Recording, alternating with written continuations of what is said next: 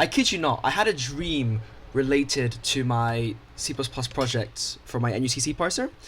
Basically, to give you like a quick breakdown, Michael Jackson came back from the dead. He was had like a party or something that I was invited to, and everyone who was invited was able to make like a wish. No, two wishes actually. And I was like talking to him like, okay, well, if my wish is to that he would grant, I mean, you know, like make a wish, and he was like, do anything. And I was like, okay, Michael Jackson, if I wish to like be able to sleep on command, how are you gonna do that, right? With like, you know, like without like needing pills or something. So we were talking about that, but then I get a message from someone saying, yo Kojo, I have this XFBIN file, and I need to know how to extract this texture properly from the file.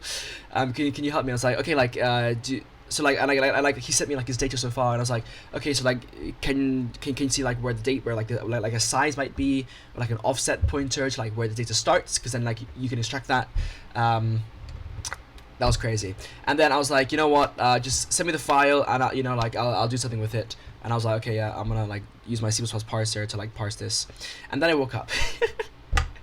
So yeah, I want to continue. If ever there was motivation to do something, I'm now going to continue my XFBIN parser, and yeah, just keep adding functionality, because I want to be able to get to a stage where I can just extract textures from it like that. That'd be very cool. Yeah, wild shit. Anyway, also, last night I went clubbing. When I came back, I started watching this video that got into my recommend. No, it wasn't in my recommended. I watched a video about Billy Butcher, and then this same channel has a video about the Absolute Universe, and it caught my interest because my flatmate is, I guess, an avid comic reader of Marvel and DC and stuff like that. So he has the Absolute comics, or at least a few of them, including like Absolute Martian Manhunter, Absolute Batman, and stuff like that. So I started watching this video, and it's very interesting. First of all, before this I knew that Absolute DC existed, but I had no idea what it was about.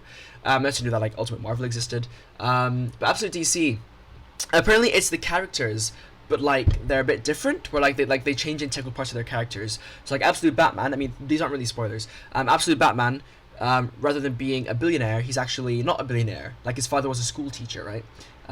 Shout out school teacher kids. And the Joker is a billionaire or something like that. So that's interesting. And that you know, like he's still Batman, and like he still ultimately becomes Batman, but like it's just like a different kind of circumstance, you could say, which I think is interesting. You know, I mean, it's I guess one message from there is that it shows that you can become a hero regardless of your circumstances, in a way. I mean, not like regardless, but I mean like the same characters can become who they are through different circumstances, and I think that's very interesting. And it's also very cool, like they challenge the I guess like the long-standing stories of these characters. You know, like Batman's always been, you know, Bruce Wayne's son. In Absolute Superman, rather than being sent to Earth as a child, he was actually like a teenager, I think. And because like Krypton had like this fucking like caste system type thing, like you're born into a system, and or like something like that, and like, or like when you're older, like you're delegated to a system. And his parents were, but like the Krypton government or whatever, the Krypton higher ups, the science department are very corrupt. So his parents get like expelled from there and sent to the lowest class because they try to actually fix issues with Krypton, and then Krypton like fucking, I don't know, like, and also like Krypton's like, it's like world ending, like the world's gonna die, and like the scientists are hiding it from the public. So then they're forced to leave, and Superman is sent to Earth. And so on and so forth, which is very interesting. But the most interesting one by far for me is Absolute Wonder Woman, which I just finished watching that part today, because like this is like a summary. I don't know when I'll read the comics, if I ever will, but it's just interesting to kind of hear about this. With Absolute Wonder Woman, Diana's actually born. Well, okay, she's not born in hell, but like I think she's sent to hell. She's an Amazonian, but she's sent to hell with, I think, Cersei, and she grows up there. And the idea is that the Greek gods, or at least some of them, put her there as a weapon in disguise because they want to end Zeus's tyranny. And so you have this Absolute Wonder Woman, Diana, whatever. She grows up to be like this really strong fighter. She can kill demons, but she shows sympathy. You know, sympathy. She doesn't want to kill all the demons. You know, like she actually has like those heroic traits and stuff like that. And the idea is that one day she will grow up and take down Zeus, right? Again, end his tyranny. And it's cool. She frees Prometheus somewhere in the story. I guess that might be a spoiler. I don't know how significant these things are. Again, like I'm just watching a summary. But yeah, like one such thing is that she frees Prometheus, right? Because like she feels for him. Like he just wanted to give fire to the people, and then he was imprisoned for it, right? Which, you know, if anyone who knows that story should probably think that that's unjust, right? So she goes against the gods and frees him, which I think is cool. So yeah, very, very interesting. And then there's stuff on like Martian Manhunter and Green Lantern as well, which I haven't watched yet, but I'm curious. So anyway, that's just been on my mind. Kind of cool. Also, I was scrolling Instagram this morning, as you do, and apparently, what was it? Like, there was like a good news thing, and apparently, was it Korea or Japan is experimenting with like fast and slow walking lanes, which I think is interesting. Very cool. But also there's other things like I think like Japan has found how to literally prevent Down syndrome with like via gene editing, which I think has very interesting implications. And there was something else that's also really significant. Let me pull it up actually, because it is quite cool. In fact, I'll put it up on. No, I didn't save it, so I got to pull it up via WhatsApp without leaking everything.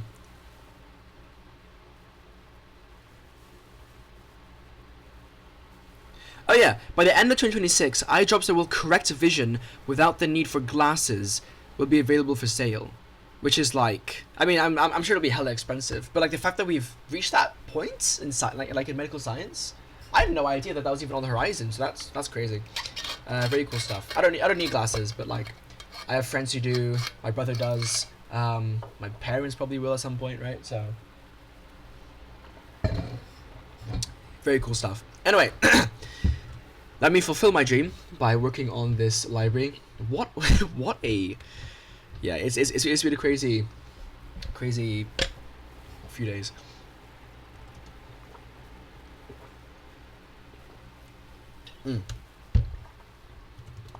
So yeah, so let's open this up in NeoVim, and I already said what I was going to do last time. I probably should have written it down. In fact, I did write it down. I did indeed. I put it here somewhere in the KojoBailey Discord. Got a ping real quick.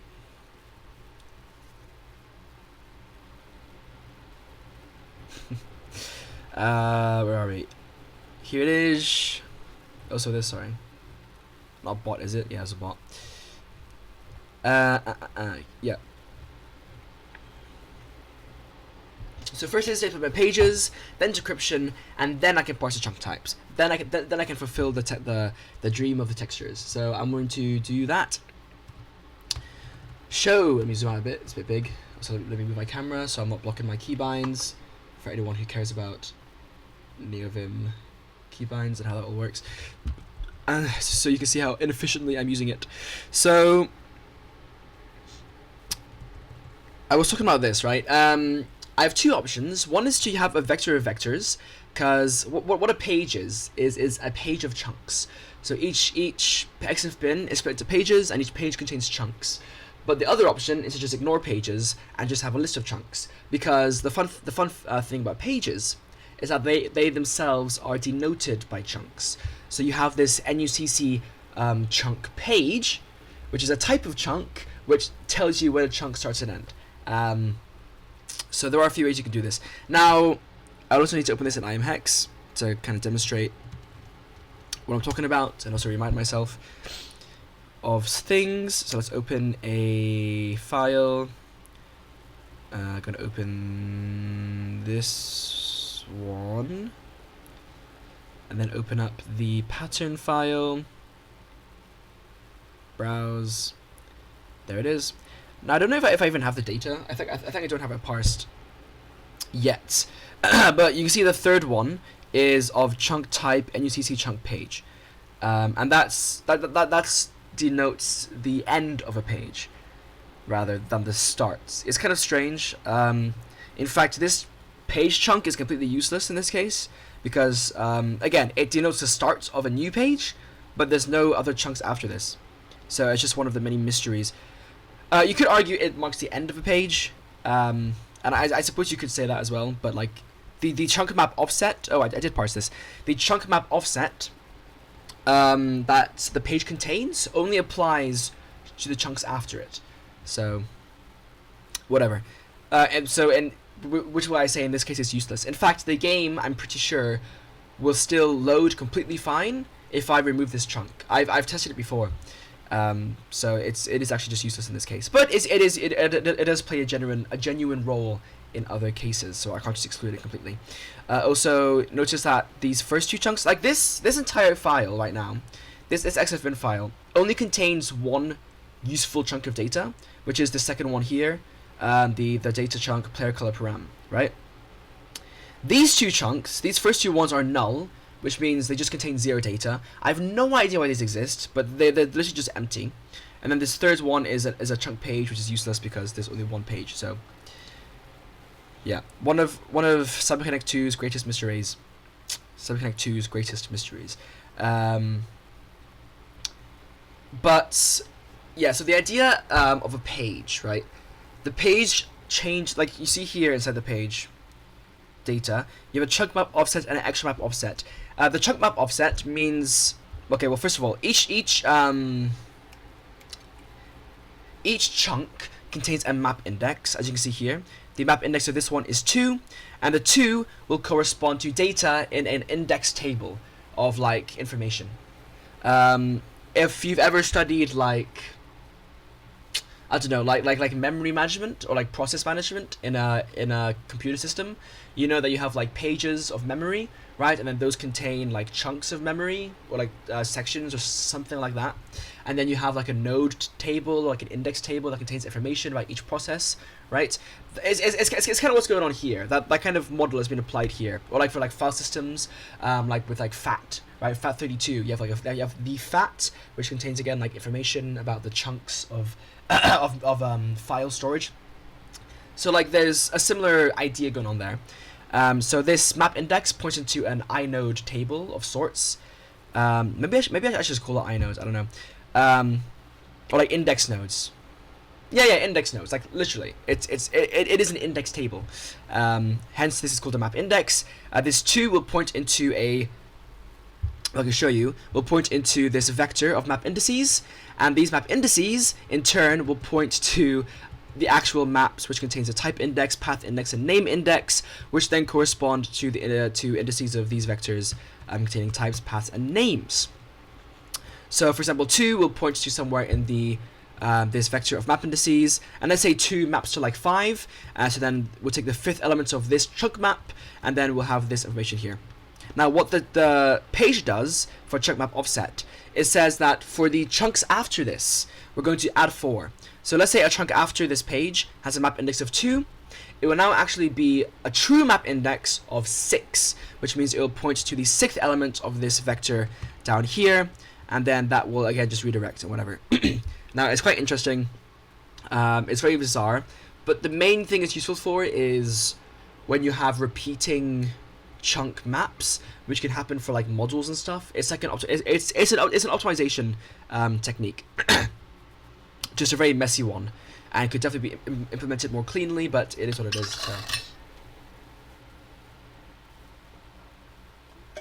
So knowing that, one possible option is to ignore the page chunks when I'm reading, and then instead just update the chunk map offsets as I go along to like add those going along. But the issue is then I can't write an XFBIN because I need to know what the pages are. Like the pages are important for writing. I have to keep track of those. So another option. Jesus Christ, my throat is dying. Another option is to also just have a flat vector of chunks, a flat array, but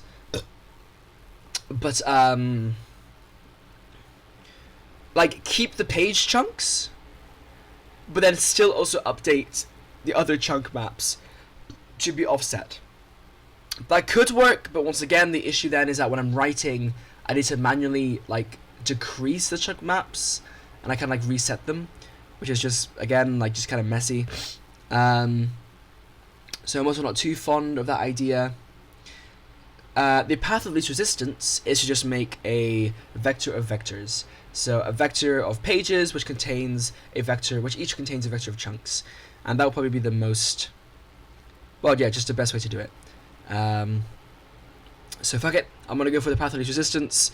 Optimize later. I say abstract first and optimize later, unless like there's a very clear optimization to be made, but in this case I can't see a clear path. So what I will do is have a standard vector page, of pages, right? And then these will contain vectors of chunks. So I'm going to create a new header called page.hpp. Just do the quick ifdef Kojo XFBIN page. I think that's correct. HPP. Let me just double check. Kojo XFBIN chunk. Yeah. I just lost it. Let's open it up again. And then hashtag define. The same thing. Let me just paste this real quick. We'll have a class page. I believe that's correct. This is under the NUCC namespace. Yeah, Kojo NUCC. So we'll just go ahead and do that as well. I need to stop fucking closing this. Let me save it. Okay, and this would be namespace Kojo NUCC. All right. And if there, copy this, change this one to define, delete that, and then just do endef there instead. All right, this would be public. Oh, well, actually, this would just be a struct. In fact, is chunk a struct? Chunk is a class for now, but I might change that. So for the page, you have the standard UN32T, chunk map offset, and extra map offset. And by default, they're just 0. Well, actually, by default, this should be 4 probably. That tends to be the pattern there. And then chunks is there, so we need to go ahead and also include Kojo slash XFBIN slash chunks, I think is correct. Oh no, just XFBIN, sorry. So chunk page. Yeah, just XFBIN. Okay. And then here, instead of including chunk, we'll include page, which in turn includes chunk, and that should be good to go. All right. So that's basically what a page is. It's very simple, right? Like conceptually, this is what a page is. So that's that. Then for the parsing logic, I need to update it. So we go to XFBIN reader. Here we have parse chunks, right? So we will keep doing this while data.is at end. And then we'll do while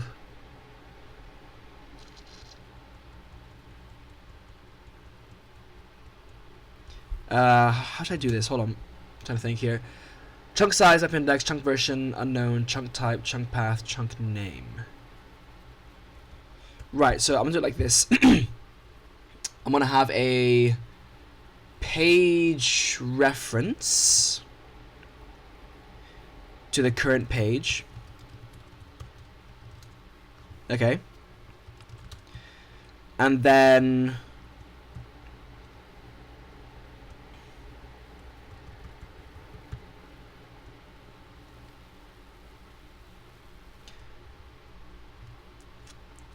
yeah, so the equals results dot pages dot pushback an empty page. Okay, page has no constructor. I guess I should probably make one real quick. So let's go back to the HPP page. Very simple, just a page taking in a chunk map offset and extra map offset, and then we'll just do the initializer logic. So chunk map off, oopsie daisy, wrong one. Chunk map offset takes in chunk map offset, and extra map offset takes in extra map offset. Okay, that's it. By default 4 and 0, so that's the default constructor. So I'll also include that. Just say equals default. Okay, that should be good.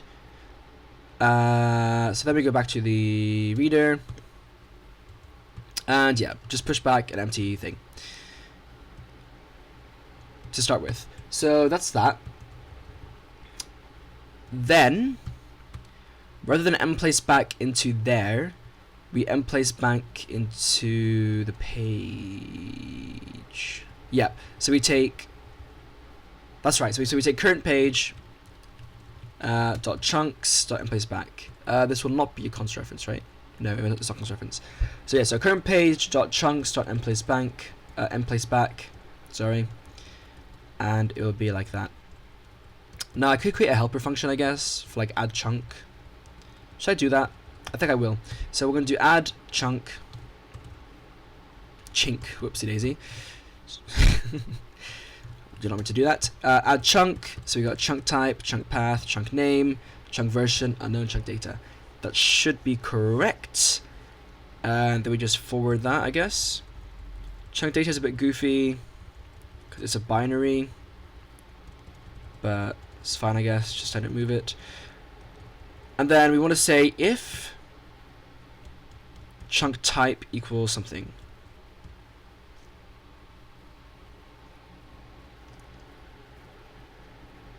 So it'd be kind of like, it'd be like this.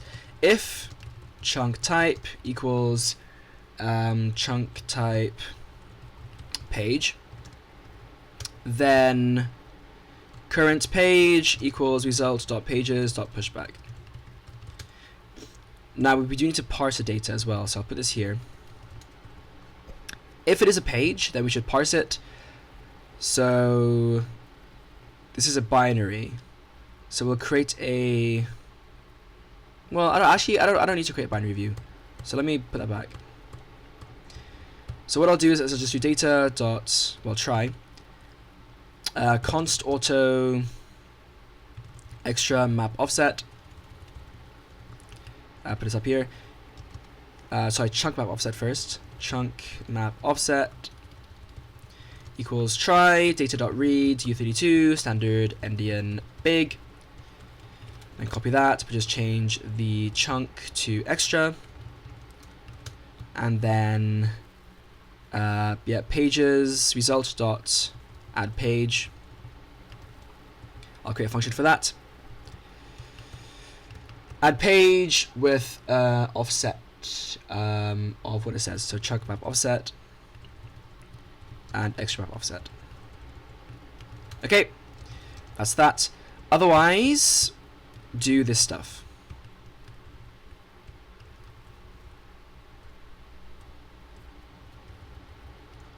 Like that. Okay, let me just equal sign. Right, and then this also, yeah, so current page equals this, because this will also has to return a reference. So I'll do that. But yeah, otherwise, add it to the current page. Looks good to me. So let's go back to our XFBIN and create a quick helper function. I think there's a private. So I'll do auto add page. Sorry, not auto. Ooh, nah, auto? I don't know. Whatever. Auto add page takes in a chunk map offset and an extra map offset and returns oh, let me get my compiler up here so I can just gouge like the height of things, and returns a page reference. Yep. And what that will do, I'll define it in a different file. Nothing here is const. I guess these are const. Not that it matters, but yeah, actually it doesn't matter at all. But it's just good to cost qualify things. I'll sort this out later. Yep, so we got that. Then I need to just define it. So let's go to CPP here. Just paste that definition. Prefix it with XFBIN. And define it. What we'll do is just take pages dot and place back, or I guess I could do just pages dot add page. No, that is add page. Sorry, yeah, and place back, chunk map offset, add extra map offset. Oh, and it will also return that. Yeah, and then this will just be like that.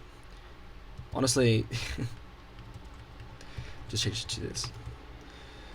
Okay.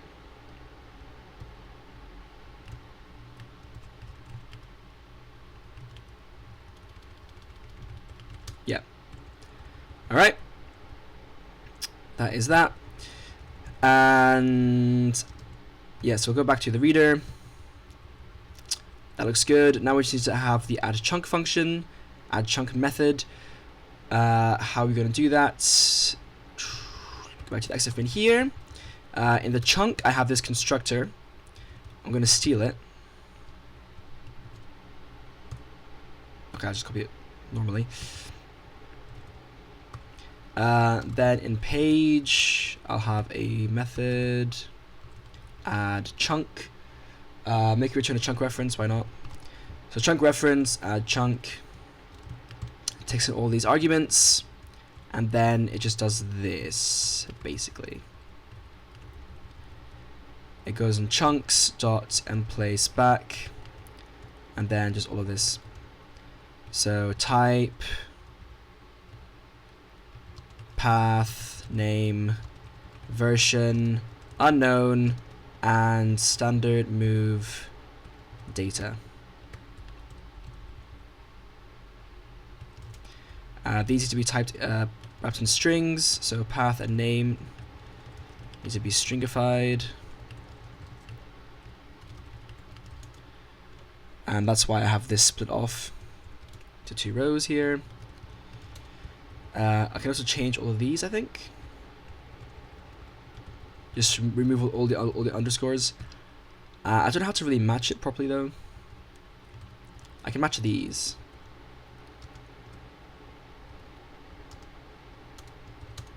But for these, I don't know what to do. I'll do it manually. Boom, boom, boom, boom. I can just do. Is it semicolon? Yeah. Nice. Okay. Yeah, and that should just take care of that.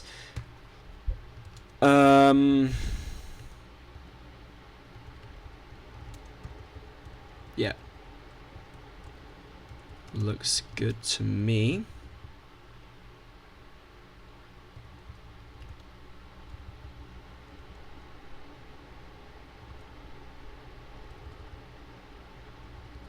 To like this, I think. Just a bit cleaner. And for chunk, likewise, I'll actually copy the same format.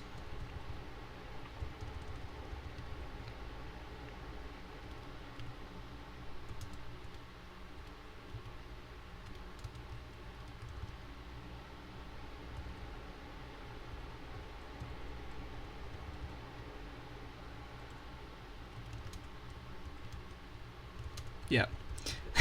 Holy moly. Yeah. Make this a struct as well.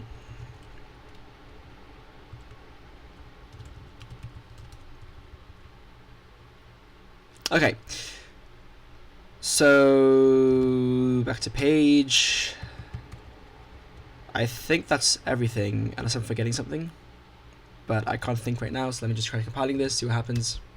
Let's go to the thing first.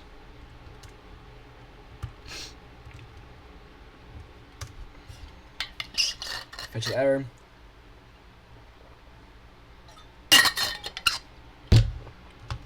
I'm glad that was so fast.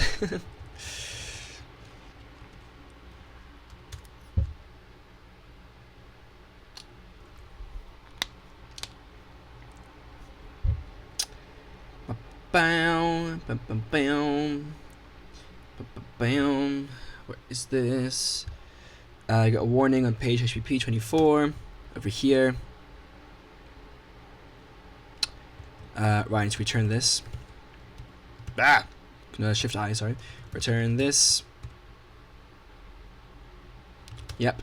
And then in XFBIN reader dot HPP.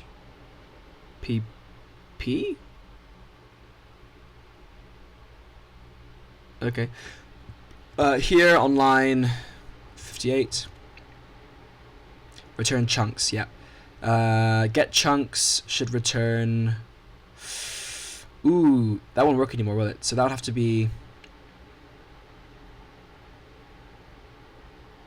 Yeah. Yeah. Let me get pages. Return a const page. Return pages. Now, to get the chunks then, I'll set up the pages, I guess, later. But that means then in my testing suite, I need to change this as well. Const auto pages equals xfbin dot get pages, right? And then for const auto page in pages, we'll do this.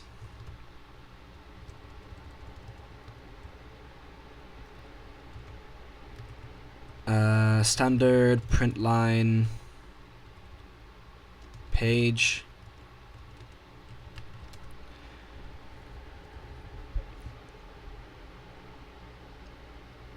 Yeah. And then just print them out like this for each one.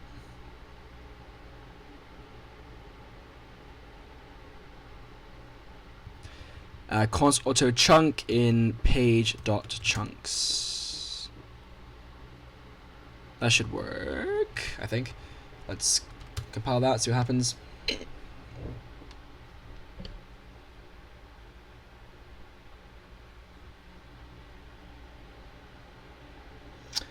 No matching. Whoops.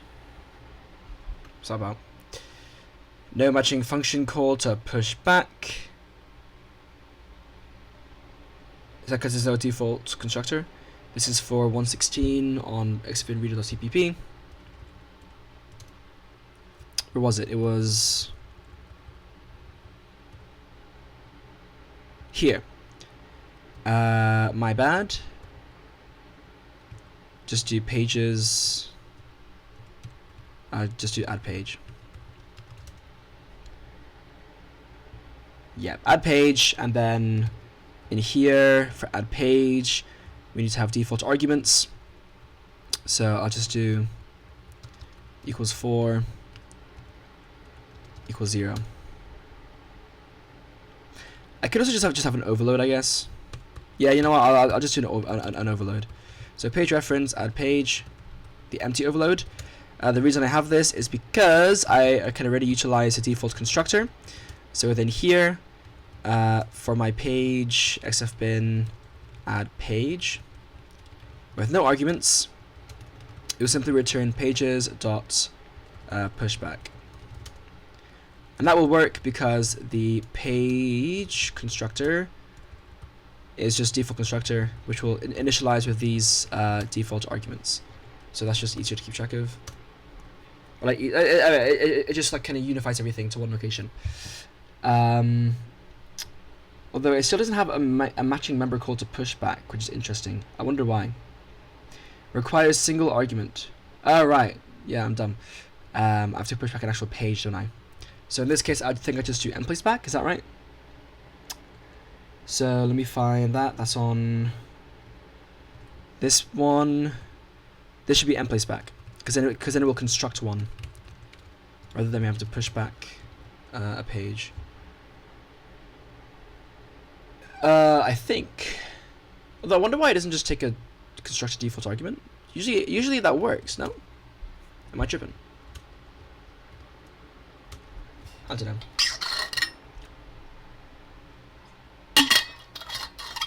Maybe I need to like explicitly construct an empty one. I don't know why that doesn't work actually.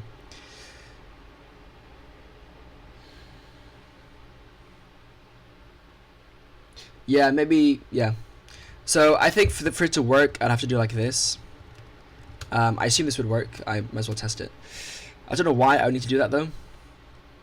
Like, oh no, that doesn't work anyway. Okay, and like I said, I really don't know. Why does that remove the whole thing? Okay, sure, have to type it again. But anyway, this should work, so it's fine. Now, I'll run it. So dot slash build slash this whole thing. Immediately got a segmentation fault. Sick. How did that happen? I wonder. How did that happen? So it was working before, so it'd be something here that's changed, that's causing it to error.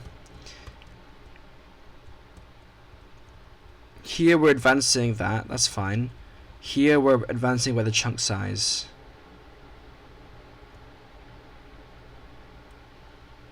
Data.change pause chunk size. Ooh, that's weird actually.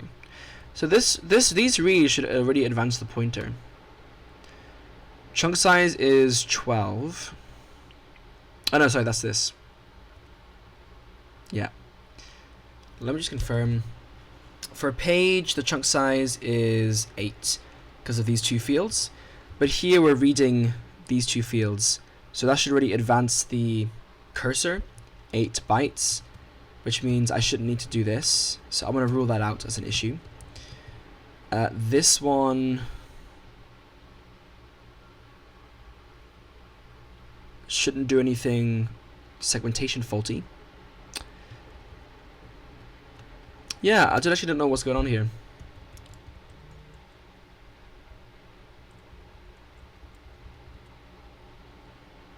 Segmentation fault, core dumped. Unfortunately, those errors are not very clear, very informative. I suppose I could use a debugger.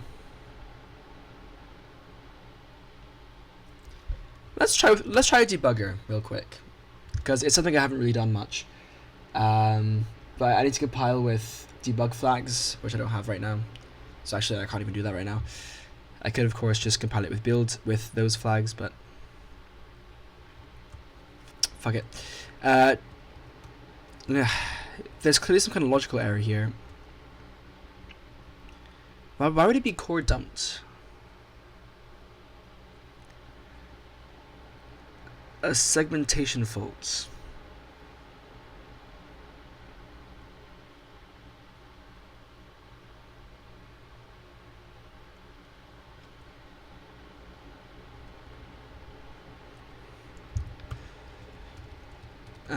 Sander. Okay, let me have a print line to see error.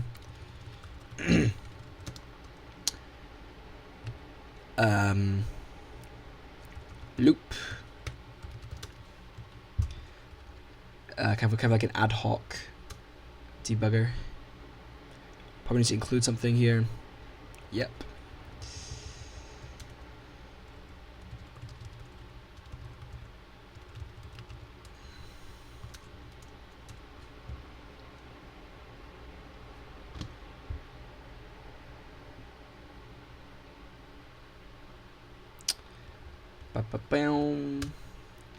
It loops 4 times and then it gets a segmentation fault.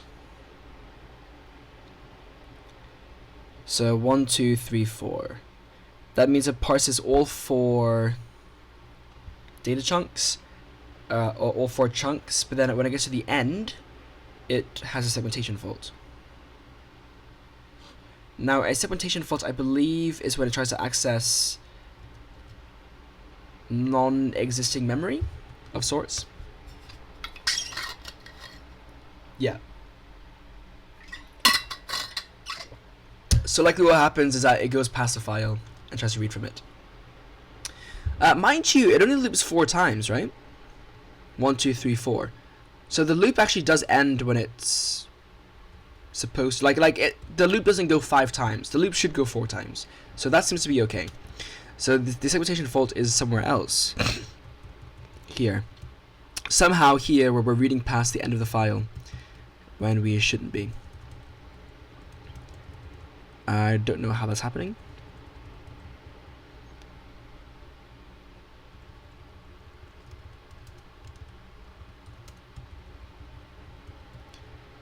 If I just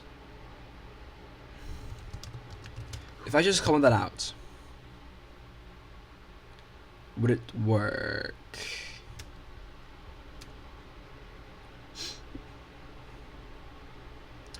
This is where Rust is quite handy, because Rust would probably not compile in this scenario. Well, maybe it would though. Yeah, so that works fine. So the issue is definitely in this part of the code, I guess.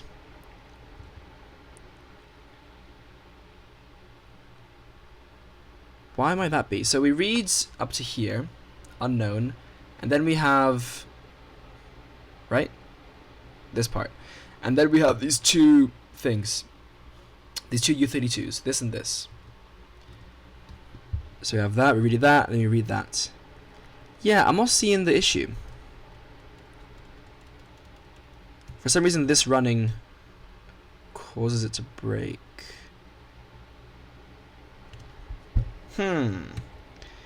This is an else branch.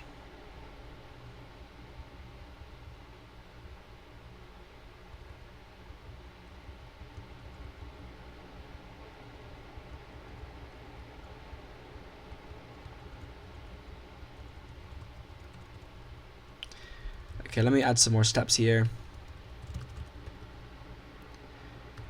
Let's go like this. There is a way, there actually is a shortcut to auto increment these numbers. Let me see if I can find it. Git, no. Neovim, haven't opened up this one in a while. Got a bit of a cheat sheet.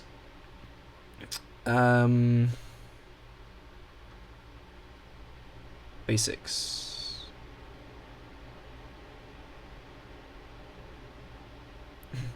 Caesar Cipher, I'm looking for what you could do that. A bunch of emotions, commands, and then remaps I have.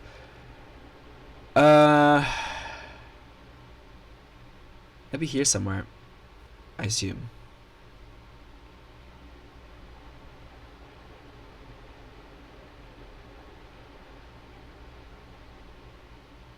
Control A. Oh, it's actually very simple. So just Control A. Boom. Boom. Boom. I probably don't even need to, yeah. Cool. Right. Let's compile that.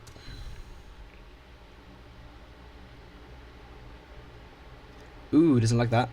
No matching function called to standard print line. Right. What the fuck? Probably because of the version I'm on. Or something. Whatever. I'll just I'll do this as well. So it goes into C error.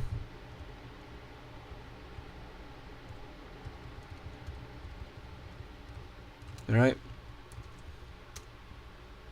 Because for some reason that works, even though printing one single string doesn't work.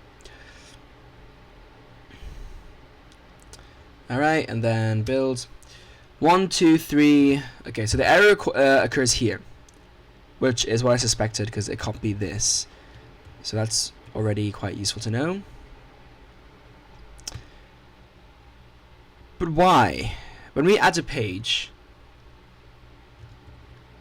all that happens is we emplace back and then return a reference to it.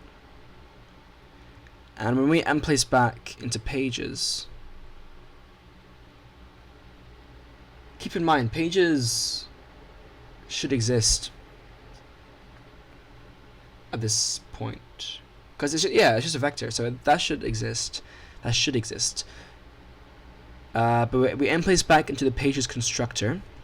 So if we have a look at that, all it does is this. Yeah. So I'm really not sure why we're getting this segmentation fault in this scenario. Because literally all we're doing is just pushing like a page. The only reason I can think of would be that this is null, but like it's not a pointer, it's just a vector of pages. So I don't understand why that would occur. So what the fuck? So that is very bizarre. Wow, I don't know how I keep finding weird, inexplicable errors.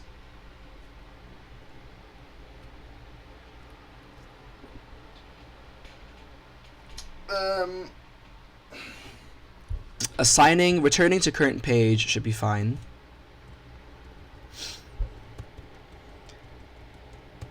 Maybe it's because it's like current page doesn't allow that. Let me try moving this and see if that fixes anything. I really don't think it would, but or like I don't see why it would, but I also don't see why it wouldn't. Yeah, that fixed it.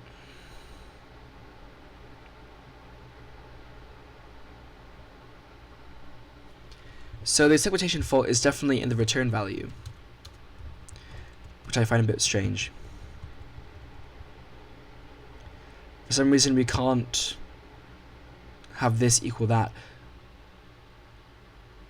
Ooh, is it because I'm updating the value and not the reference?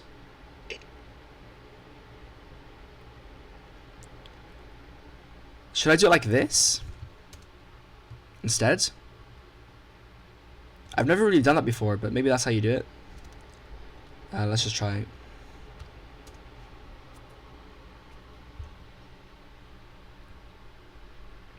Or should it be like this?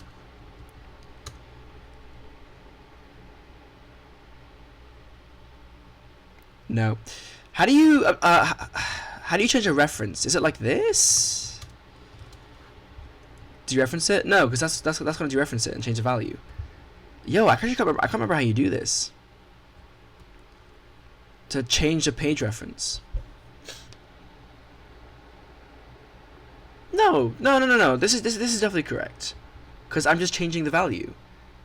Right? Like this. Yeah, this should work. Okay, let me try a pointer instead.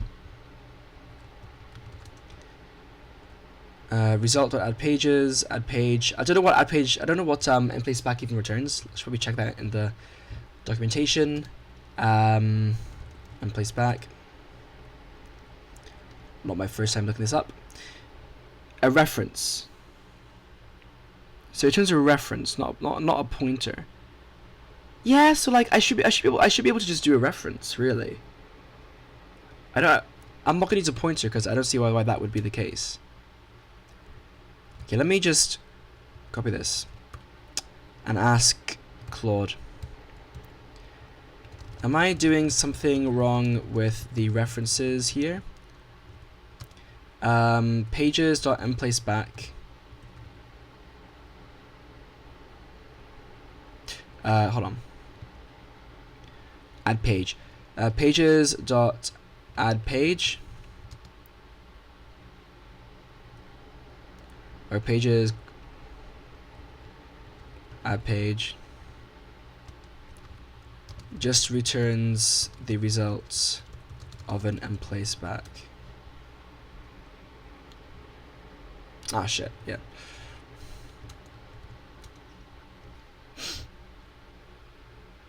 It's a dangling reference.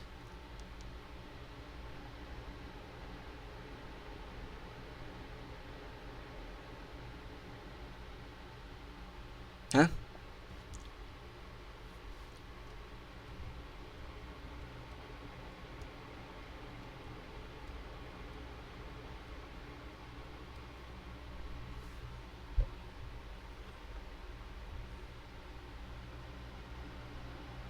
Wait, what?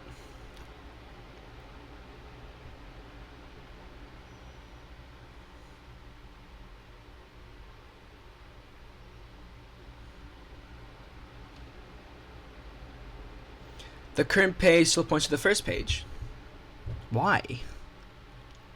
Okay, I guess I just don't understand how that works then. Never mind then. Oh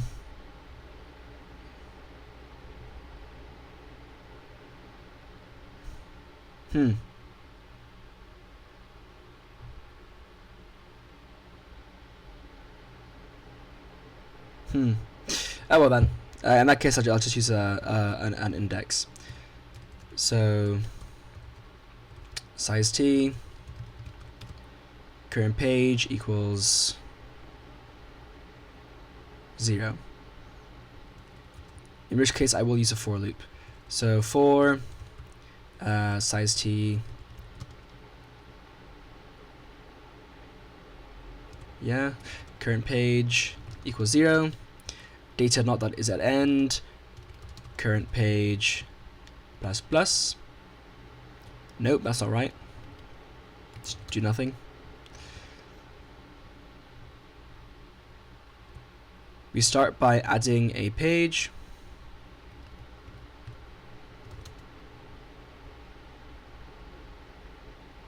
Yep. And then here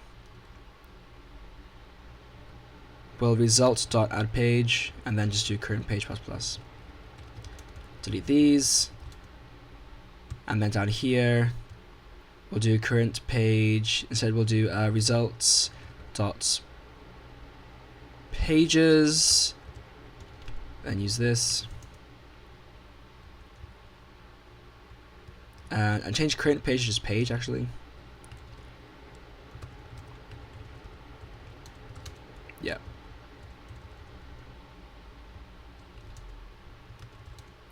It's a bit goofy, but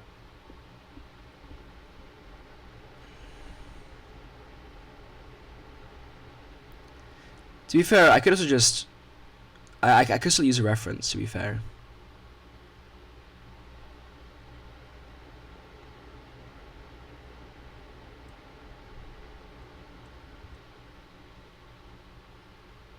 But fuck it.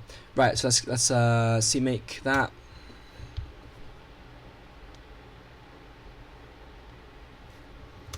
And then let's go ahead and build. Yep, that works. So our page contains 2 null chunks, a binary chunk, and then that happens. Now the annoying thing is that it creates a second empty page. But like, it kind of has to, so yeah. Also, I have changed my mind on this. This should be 0 by default, because the first page should have a 0 offset. Yep, that's fine. Okay. So yeah, it's weird that this has 2 pages. Because again, this one is literally just there for no reason, but to be fair, it's also here for no reason in this file, so like it is accurate. Yeah, like I'm not gonna try and optimize what was literally implemented to not be optimized. Like I'm just here to parse the format, not to redefine it. So that is what it is. Okay, so commit group chunks in pages. Let me add first, and then push that. All right, so that's done. Right, that step is done. So step 1 done. Next is decryption.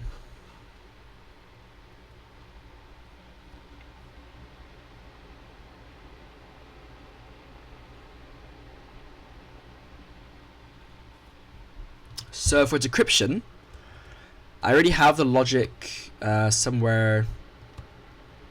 Wrong thing. Somewhere here. Here's the crypto struct. Now this was added by my good friend Capillarity. He did the logic for this, so I'm basically just going to copy his code, if not just kind of reorganize it a bit. The logic is down here. The logic is down here. No, it's not. I'm still lying. No, yes it is, because here's a decryptor there. And here's a decryptor here as well. This is actual decrypting, I think. Yeah, that's it. This I can delete. That's that. Also, just think about, sorry, real quick. I could probably optimize this a bit. Like, notice how I'm doing this, right?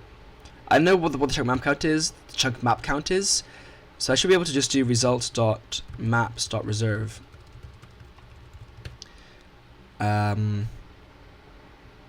Sizes.chunk map count. Yeah, I should definitely do that for all of these. It is easy. It's easy to forget. I mean, I'm sure the fucking compiler fucking optimizes that anyway.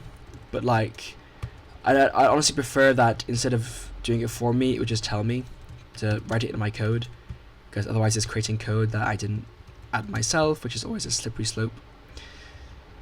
So yeah, just making sure that I'm being a good boy here.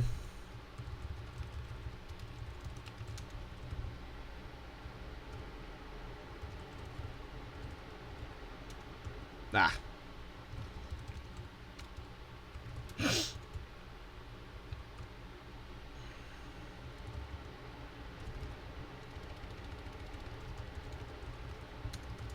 Okay, that's good. Little micro optimization there. Like I say, micro is honestly quite significant, but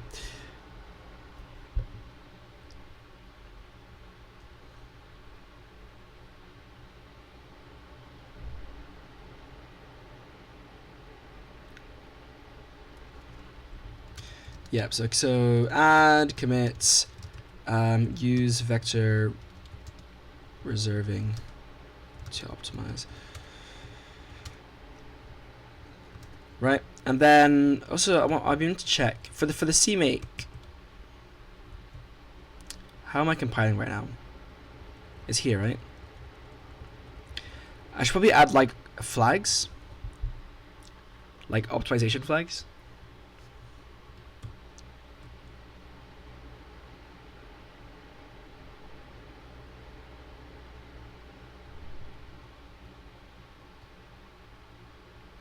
I even took notes in it for Obsidian.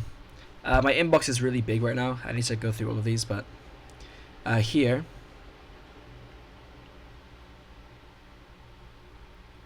Oh, but these are GCC flags.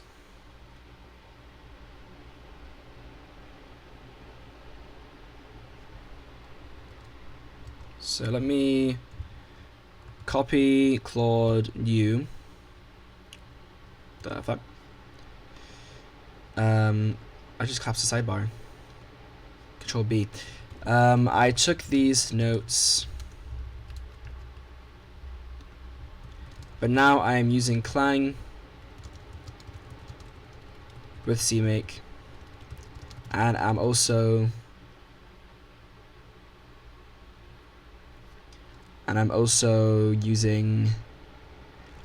building a library with a testing ground, not a executable, not a, yeah. How do I apply this? Okay.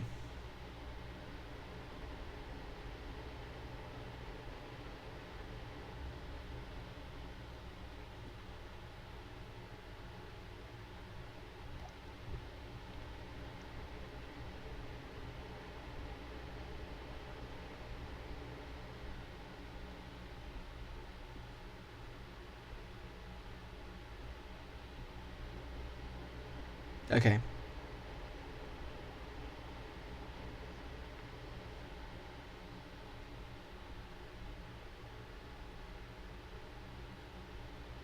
Oh, nice. So there are built-in like debug and release things ready, I guess. I don't know. So opt option, enable sanitizers, library targets there. Okay.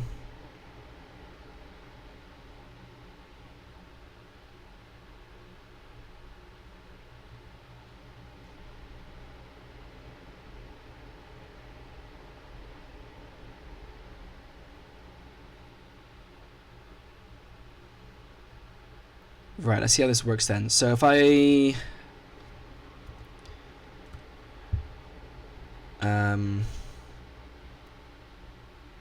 let's put it here, I guess. Option, enable sanitizers.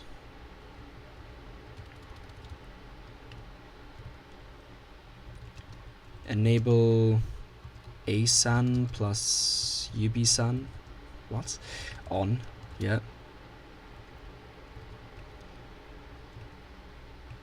Then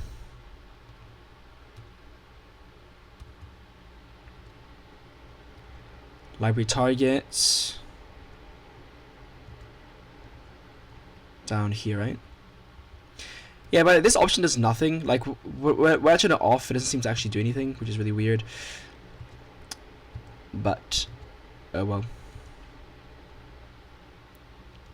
You go add executable.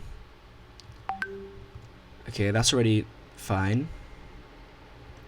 And then if enable sanitizers, and if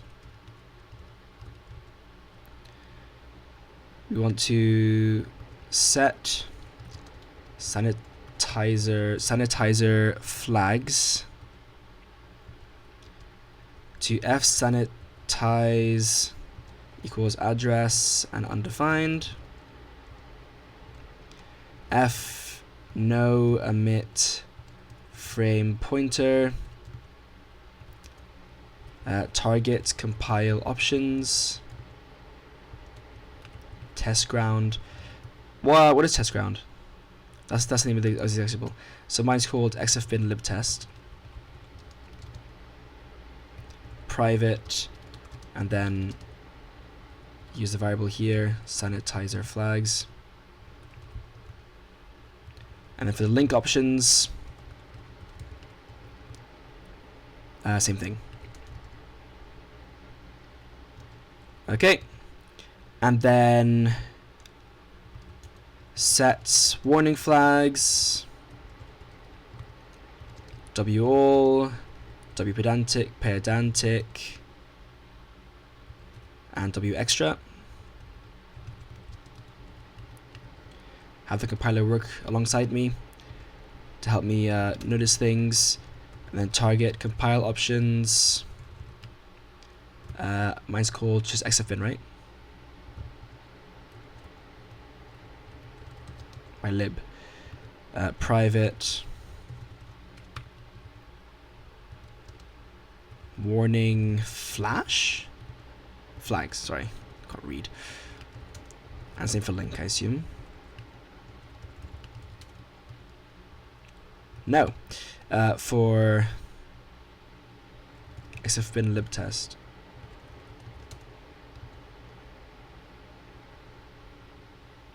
So this is a bit different. Well, no, this isn't optional, which is weird. So I guess this would actually go somewhere else. Okay, let me reorder this. This should go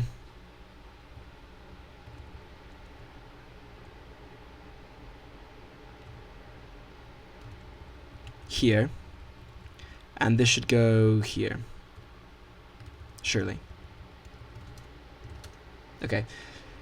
Then for CMake flags, the CMake commands itself, we have CMake, bbuild, dcmake type debug.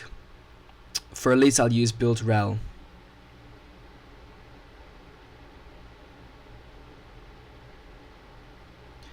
And this type analysis.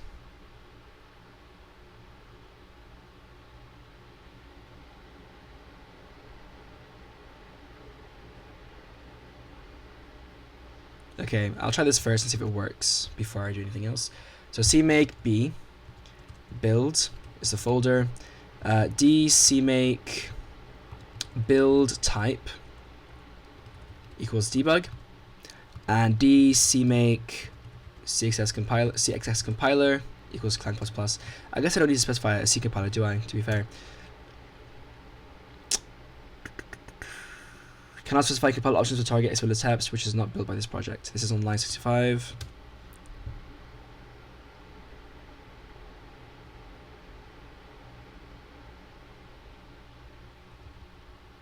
Right, so these also need to go inside here.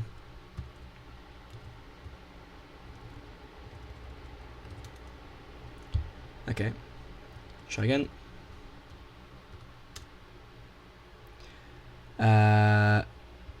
Holy typo. Okay, that seems to work. So let me copy this.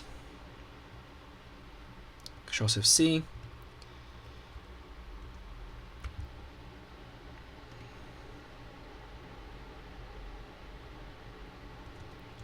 For CMake,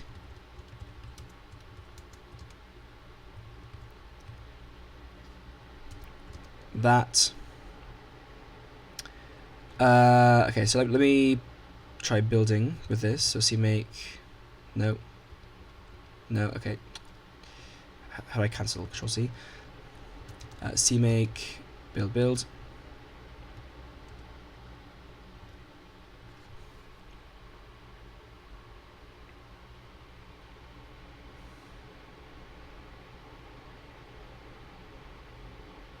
Okay, I got a warning I didn't get before.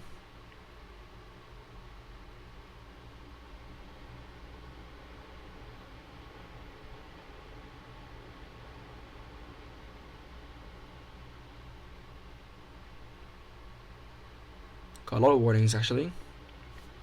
Still compiled though, which is interesting. Okay, let's go through these then, right? So, also, what's the other one I said? This one. Okay, well, I'll do that after I fix these warnings. Or at least I'll try to fix the warnings. Maybe I won't be able to fix most of them. I don't know. So this is on line... no, this is on chunk 920. It says that name will be initialized after field version. Right, so these are just really out of order, basically. Yeah, so type, path, name, version, unknown data. So that should fix that warning. Type, path, name, version, unknown data. Yep, I've read about this before, so same there, I guess. This is on same file. Right, then this whole macro thing, use of GNU statement, expression extension for macro expansion. Yep. Which is this warning.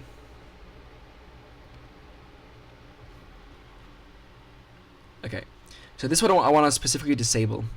So, and how do I disable specific warnings like these?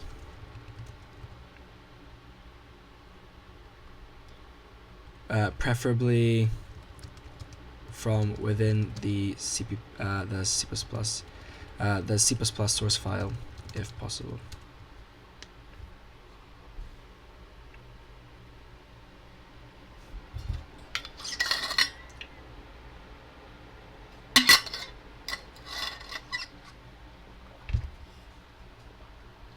Pragma.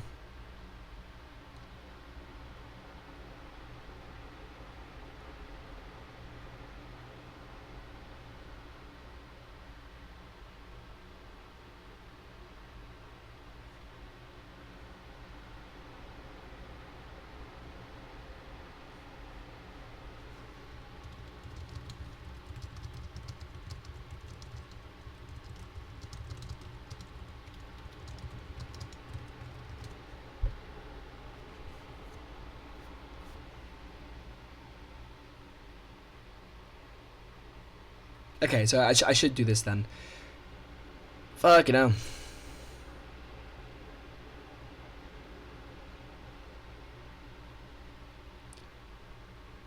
Right, so Clang and GCC have different warnings, which is why I need to do this. It is annoying. Like, I know that it's good to have lots of different like competing compilers, But because the language has no like built-in way to like manage these, it is annoying that I need to like manually support them all. But you know what? If I just target Clang and GCC, then it's fine. Obviously, MSVC users will maybe suffer for it, but like, I mean, in this case, it's yeah, whatever. It's complex. It's complicated. That was the wrong keybind. So I think it's here, right? Yeah. So hashtag if def clang, then pragma. Pragma is clang? No. Yeah, it is hashtag. What the hell? I can do that. I had no idea. Diagnostic push. Diagnostic push, yeah. Pragma, clang. Diagnostic ignored. W new statement. Statement. Expression from macro expansion. Alright. Elif. Pragma GCC in all caps. Diagnostic push. I despise C macros, but it is what it is. Diagnostic ignored. W new statement expression. I don't want to say new like the G silence. I think GNU is probably just the correct way. There then. Is it verbose? Yes. Is it important? Yes. Pragma, clang, diagnostic pop, elif. I forgot to actually do this.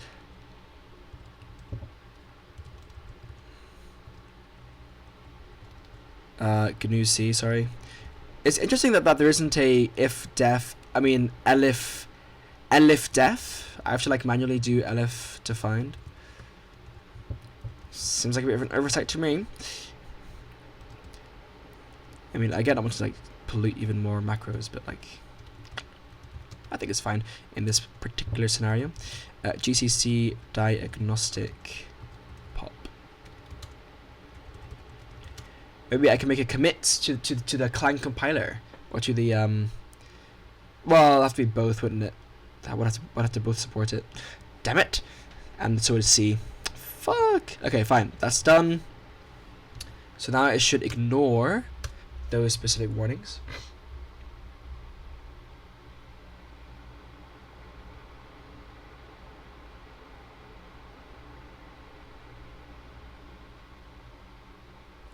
Unknown pragma ignored. Okay. Sick. Where's this? Pragma clang. Diagnostic push and pop. Diagnostic. Holy typo. The crazy thing is, did I do it twice? Diagnostic pop. Oh right, no matching push. Okay, that's good. I just got an unused variable error, which is very cool, or warning rather. I guess no errors, but oh.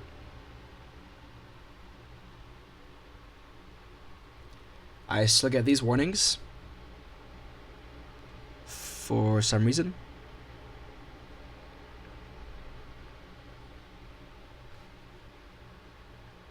Why do I?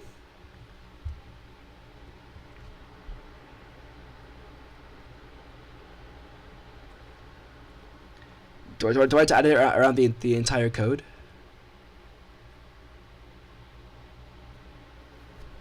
I'll try that. First of all.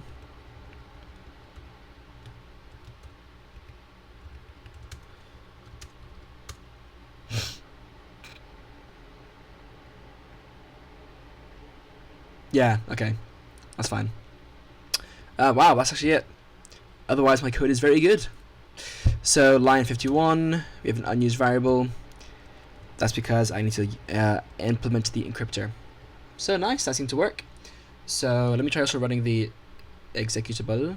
I don't know if that changed anything with that. It didn't. Right, so git add all, git commit, add compiler, add extra compiler flags. Well, I'll do integrate additional compiler flags for warnings and whatnot, and push. And then let's try compiling for build, I guess. CMake b build rel dcmake build type equals release dcmake cxs compiler equals clang plus plus. I could definitely streamline this thing into like a thing, whatever, but whatever. So now if I try to cmake build, right. What was different there actually? Hold on.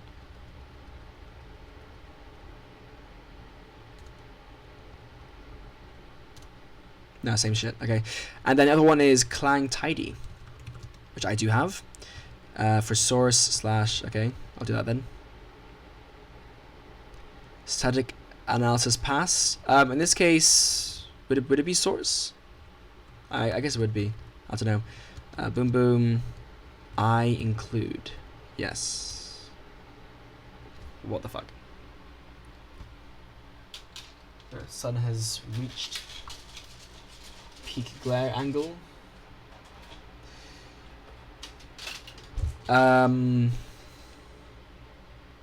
What's wrong here?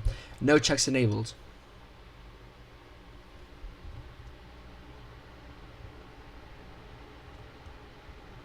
Okay.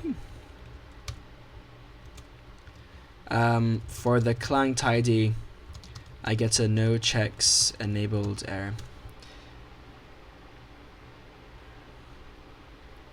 So let me copy this as well into my notes, so I can come back to it later. Yeah.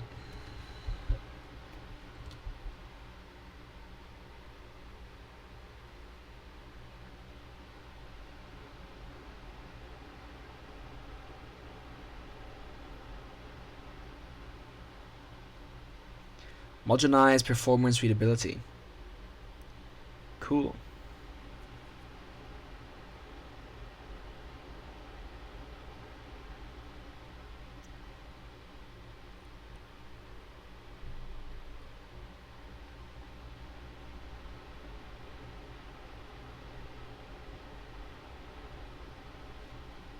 Okay, so where would I put this? In my project's root. Right, so it's tied to the project now. Fair enough. So I'll here create a new file .clang-tidy, which I guess would be added to my git ignore, right? Hold on, what's build rel?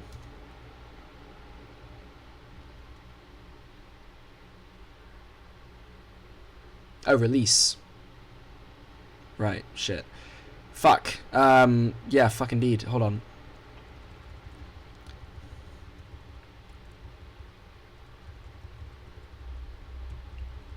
Okay, first let me delete it. Sorry, yes.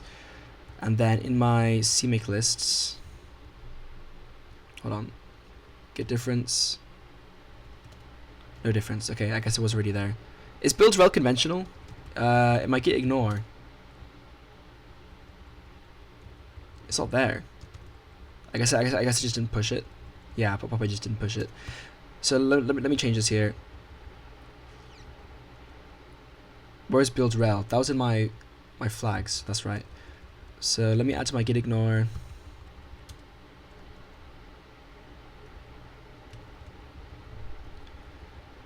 Build. Probably don't do that then. Build slash, build rel slash, build release slash, all of those.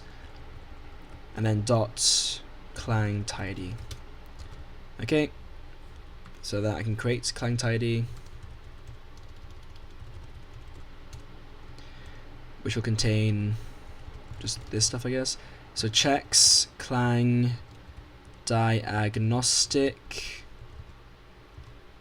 boom, and clang analyzer, boom. Okay. Warnings as errors, da-doom. Header filter rejects. Include. Right, it's rejects. Let me try these first, see what happens.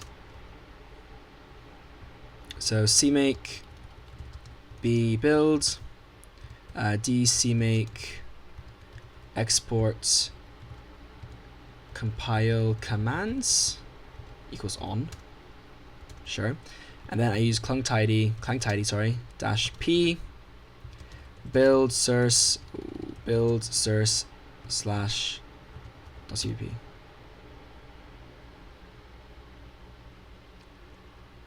Okay.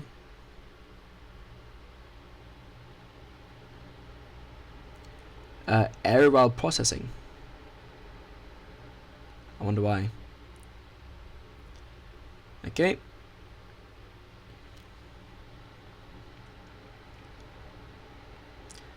Let's see what this does.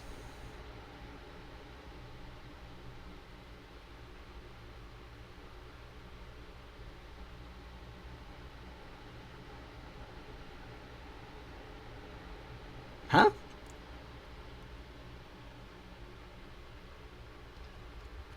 Where is this? Oh, here. Well, yeah, this is just not even correct. So ignore that. Is encrypted. Never read. Yep. Never read. Okay, nice.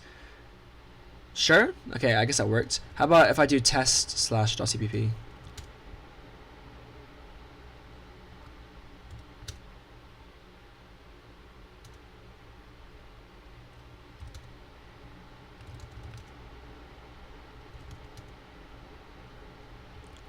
It's running. Yeah, it's running. Page creates a copy. Oh yeah.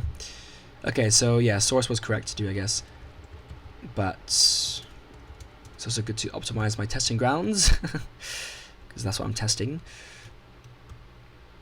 That should be an auto reference, and that should also be an auto reference. Cool. So now if I were to modify my Clang-Tidy to have more strict things, so modernize, performance and readability.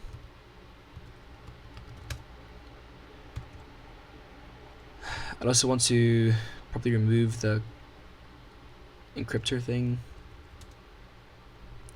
Well, actually, to be fair, I can just do source slash error.cpp, source slash XFBIN.cpp, and source slash XFBIN reader.cpp manually.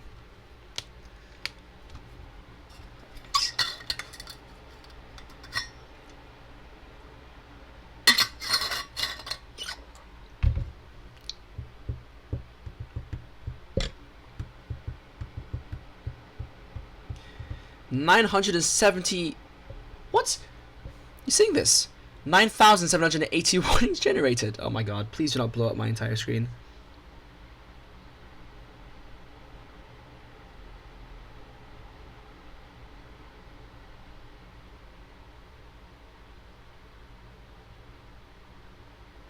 I'm scared. Okay, that's reasonable. Warning, preprocessed condition can be written more concisely using if-def. There is elif-def. Bruh. Okay, cool. Nice. Yeah, so these are quite useful warnings for like formatting and stuff. I might disagree with some of them, but anyways, cool. Readability, use concise preprocessor directives. Nice, bro. Right, this is good. So let me. I mean, I should really do the same setup, the same process for my binary library. It's just a matter of whether I can be arsed or not. Binary library. Never been up. Try to never been up.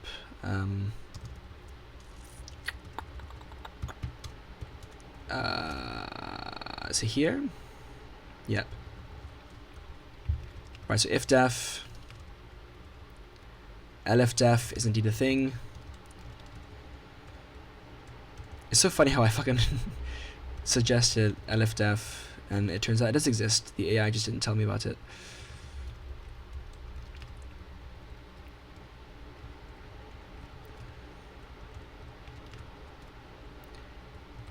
It's not a thing as well to just like automatically use Clang-Tidy to like automatically do your files. The thing is, I don't want to do that just because I would prefer to know this so when I write my own code, I can do it myself in the first place. That just feels correct. Okay, so that was that. So I also need to get this stuff. Git add, git commit, clean up. If defs push. Okay. That means also here I'll probably want to do that then. Lfdef. Unless GCC doesn't support it, in which case fuck, but what? Okay, just wrote it. So that's that. Use a trailing return type for this function. This is homogenize. Why?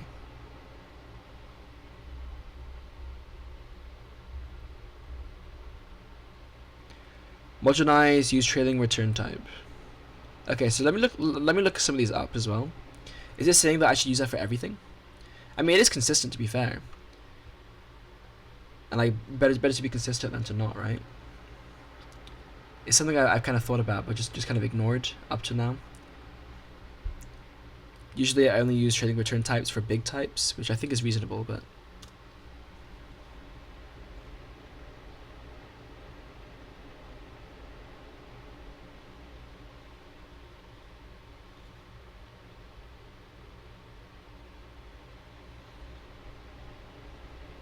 right, so even for this.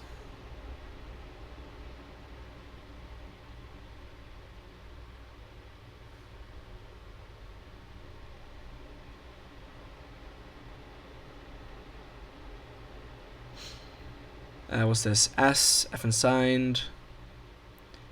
This is an error, is it?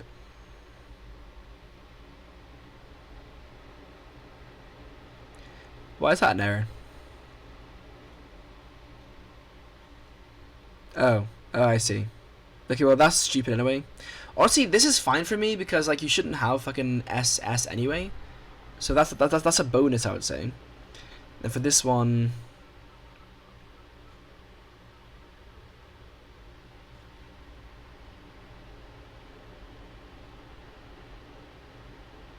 Oh, this one, class member. That's also fine by me.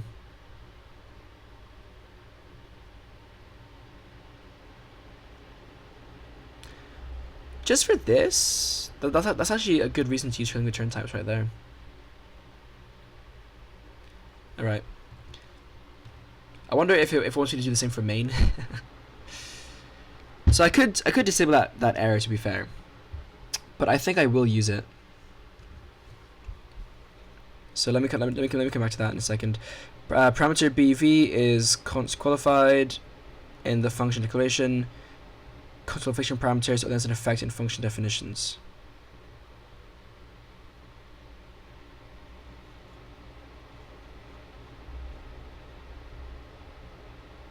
Oh. So basically putting const in the header is pointless? Oh, fuck, I keep doing the wrong fucking...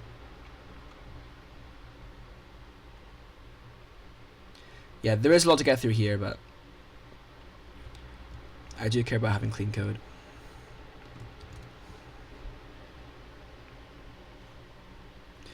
Check that the function in question is parameters are top level const. Const value integrations do not affect the signature of a function, so they should not be put there.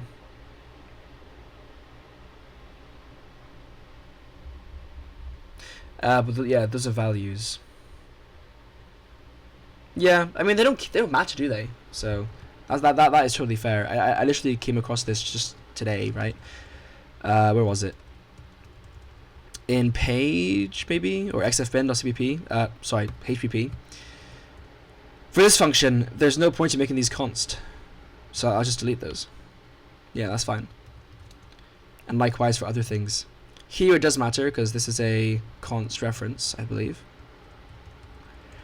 Or like for return type is saying that you can't change these because yeah, span is a reference, so that makes sense. Okay. And for const references, that does matter because that does affect the type thing. Nice. So this is saying it's a problem in my binary library. Line 45. 95, sorry. Don't know how the fuck I messed that up. Just for this one. Well, no, actually for this one, and I assume for this one too. I guess you'll tell me.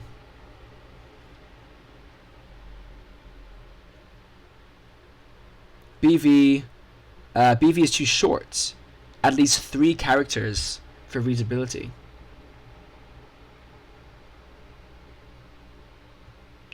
Ooh, I don't know if that's a warning I care about. I mean, here I just call it BV for like shits and giggles. I could also just fucking not include the name at all. Like I really don't need to, but I just do it for consistency. BV. I think short names are fine. That one I want to ignore. How do I ignore specific checks with Clang-Tidy config?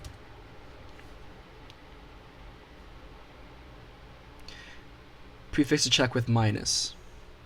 Oh, I see. This includes everything. Now I understand what that means. So in Clang-Tidy,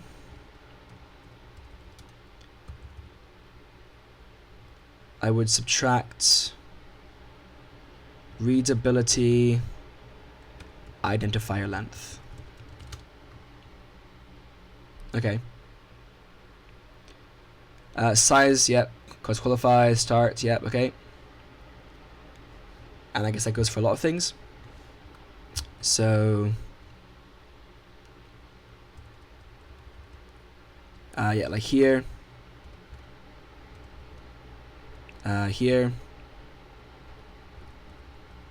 Here. Okay, let me just go from the start. Yeah, so that's fine. Fine. Those are all fine. Fine. Nope, not fine. Not needed. Yes. No. Yes.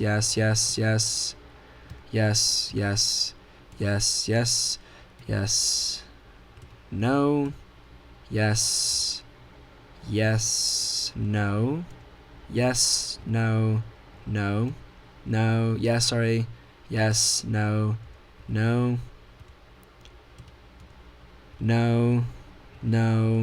Yes. No. I mean, I should be using stream offset there anyway, but that's a different matter for a different thing. No. Different time. No. No.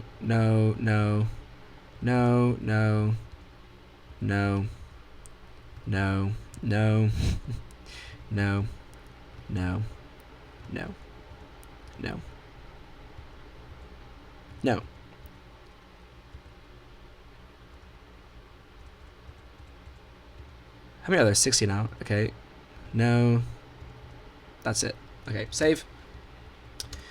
Git add, commit, remove unnecessary const qualifications in header.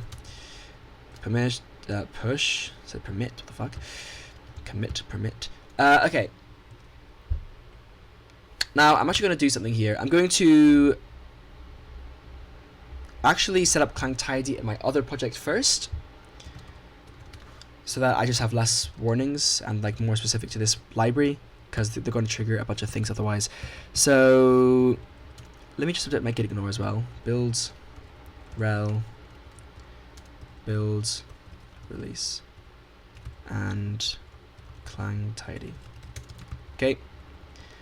Then I'll actually create the Clang-Tidy file, like so.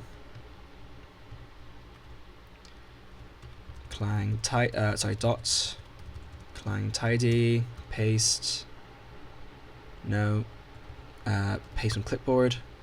Shit, I just copied over it.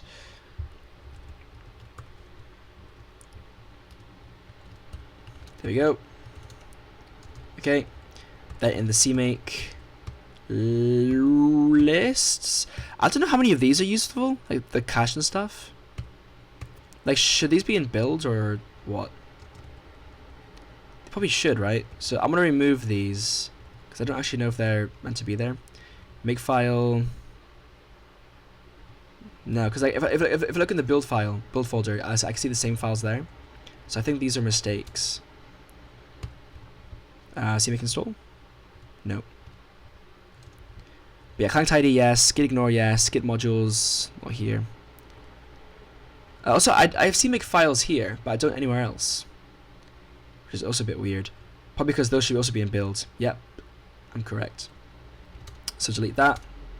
I actually wonder if I go to my library. Okay, they weren't there, but yeah, they shouldn't be there. Right, I do have a test suite there as well. The testing should really not. Well, I'll keep the testing in the project. Why not?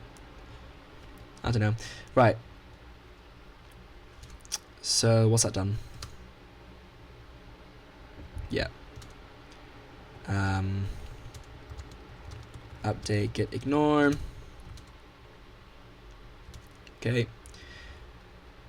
Then I need to update the CMake lists file. So enable sanitizers, for instance. I want that option. I failed to copy it properly, apparently.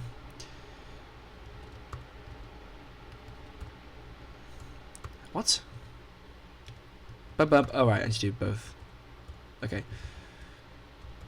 That made no sense, but whatever, to anyone other than me.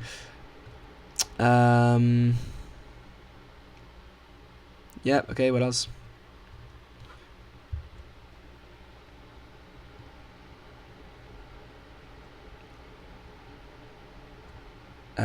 The warning flags.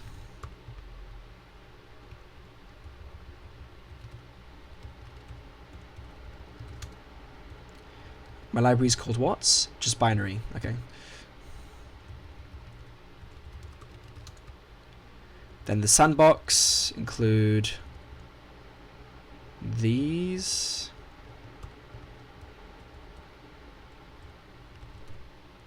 And change XFBIN to binary. And that should be that should be it really.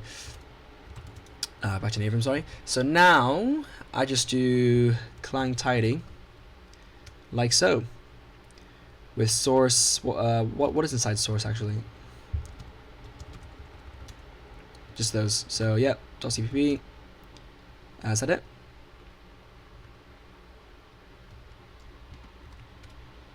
Yeah, that's it. Okay, let's run that. Cannot audit. Oh right, I actually need to set it in the thingy. CMake, bbuild, that thing should be it. Yeah, okay. Let's see what it finds.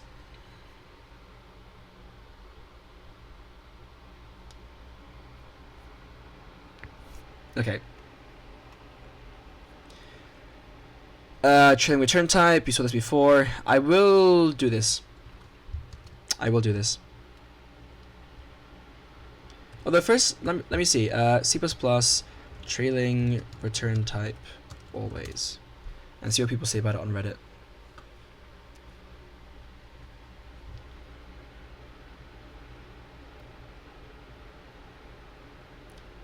Yeah, my flatmate has left now. Going back to China. I will never see them again. Well, actually, I might do, but whatever. Definitely not anytime soon. Sorry, it's freaking dark in here.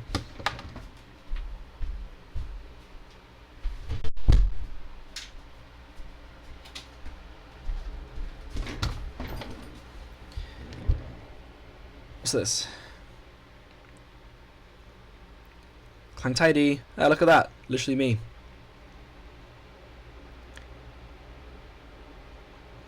With two different ways to specify the trim type, which one to use? Consistency. Yep. Yep. By the way, for those who don't know, there is an actual benefit of training return types, which is that you can use like type with and stuff here. So like besides from just like de-bloating the left side, I guess, so you can like have a new line and make it look cleaner. Like okay, I have two things open. Let me quit this one. Like if you look in this, notice how I have, because standard expected is such a long type, I put it on its own line, and I can only do that with a trailing return type. So that's one benefit. Also, I think no except can go here. Maybe not.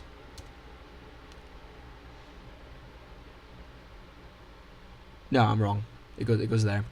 So that's one benefit. But the other benefit is that because of C++ being, I mean, like it is multi-pass, but there's still some single-pass elements. So for this to make sense, sorry, for me to have like a type of span, for instance, like where span is this argument here, this parameter, I can only do that with a trailing return type. If I had it here, it wouldn't work because span has not yet been parsed. So that's another reason to do it. And yeah, with consistency, just cool. Understanding, it makes sense to put the name first. Now this is an interesting argument.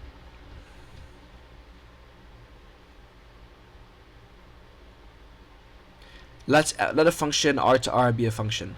Yeah, this actually took me a while to get used to, because I'm so used to functions having the return type first. It's just kind of funny, like seeing this in maths. I mean, so I do actually like how this is more like maths. I didn't really realize or like make that connection before. Like if I were to write this like mathematically, it'd be like from colon. And then my arguments, which could be a tuple or whatever, right?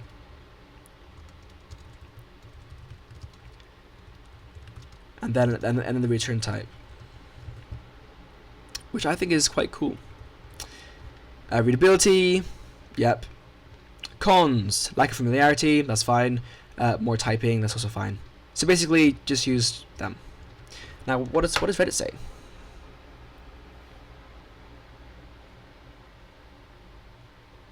Oh, apparently C++ 14 can deduce a return type.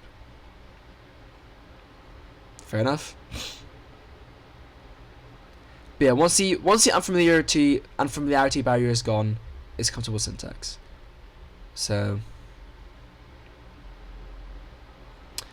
but don't use it for void. Okay. I do like void though. Like for Rust functions, you know, like void Rust functions, you just omit the return type, and then it's just automatically void. I'll see what Clang-Tidy says. Honestly, that would be the deciding factor for me with void functions.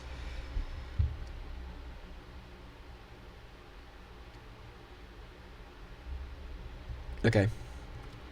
So I'll start transforming some of these then. So line 70 for this constructor.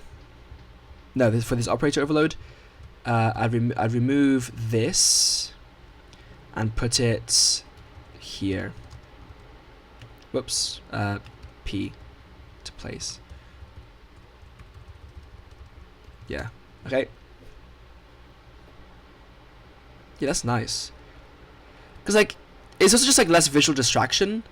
Cause like rather than seeing the return type first, I'm seeing what's actually being like overloaded in this case, which is operator equals. So that's already just way easier to read. I never really thought about that. And then just paste that there. Or actually, it should be more like there. Because when I paste it, it would add a space. Small things. Oh, actually, it should be after no accept. In the first place. Yeah. Yeah, that's actually way easier to read, isn't it? Because now it's just operator equals. Damn! Well, I never think about that before. That's actually huge. Okay. Trailing return type. Can I target just a specific warning? Can I do that? Actually, I don't need to because I can just do it manually. I only have one HTTP file besides detail. So let me do it in detail first then. I think you put the const there and then the return type? Or am I wrong? Yeah, you would. And then replace this with auto. Now, I'm actually wrong. I just realized. In C++, in Rust is great. In C++, you do have to put auto. But like the thing is, it's easier for your brain to visually just ignore auto and then focus on this than it is for your brain to see like some arbitrary thing here, could be anything, and then realize, oh, that's a return type. Let me put that here instead. This is just way, it's still better, but it'd be nicer obviously if you didn't have to have auto there at all. But just a thought. So now I just paste that, right? So let me copy this into a buffer. In fact, I'll do this. I'll take this, copy it like so into my clipboard, then do a full string replacement across the entire file, where I just paste, fucking sake, where I Control-Shift-V, realize it didn't copy to my clipboard properly, try again, now do it, boom. Okay, it included the indentation for some reason. Okay, that's just weird. I'll have to type it myself. Okay, auto to string const standard string. Look at that. Looks good. Is that it? All right, because it did every file. So we got toString. Just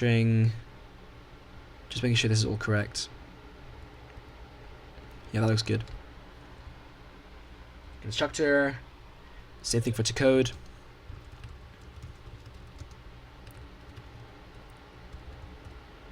I really don't know why I never did this earlier. It actually makes such a big difference. Okay. That's that. And then for the binary header, same thing. So these are already auto with no discard. Auto. I think most of these already do use auto, to be fair.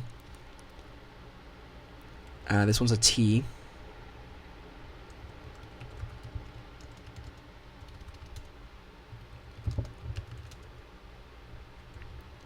Constexpr, would it be like this? Constexpr T?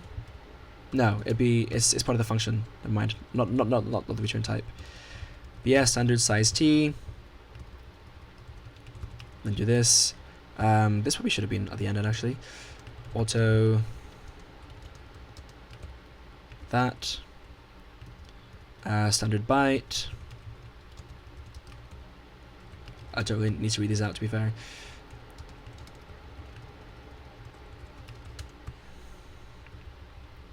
Yeah, it's just so easier to parse that. This should be const actually.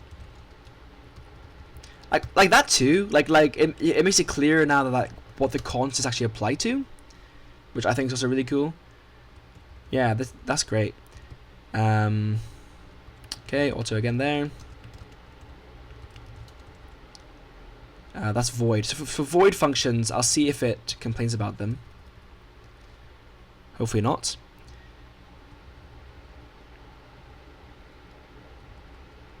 Okay, auto, that's fine. Size T.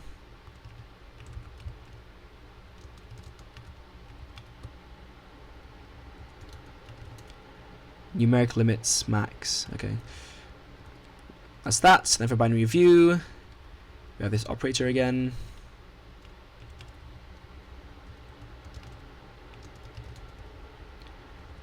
Twice. Comes after no accept.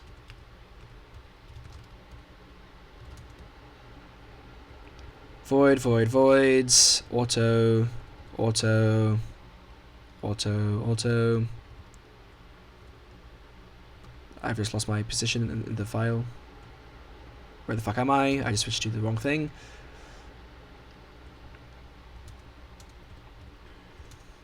Somehow.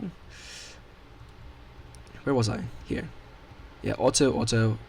All these should really be auto anyway. Something at the end here. V2W. No. C2W. Auto. And then put it here.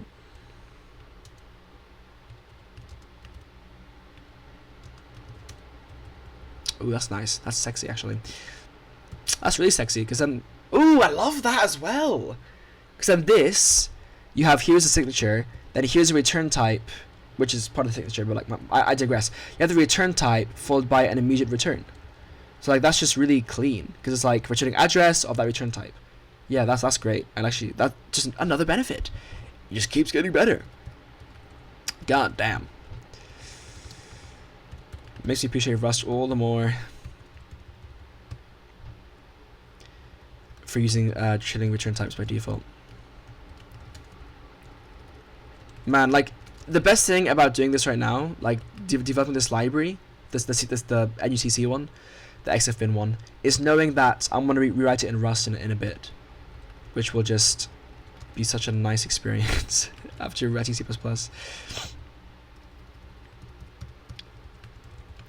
Like say like whatever your opinion on Rust is, you cannot deny that it's just such like the niceties of the language are significant.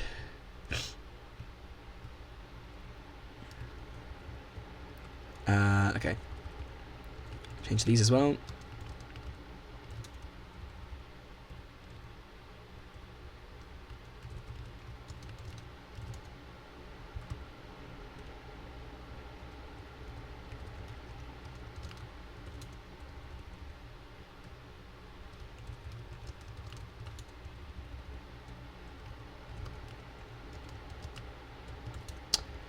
Void, void, void, void, void, void, void. Do I need cos expert here? I think I do. So just realized I'm not even using const in these parts where I should, but I'll fix that later. So can I target a specific warning?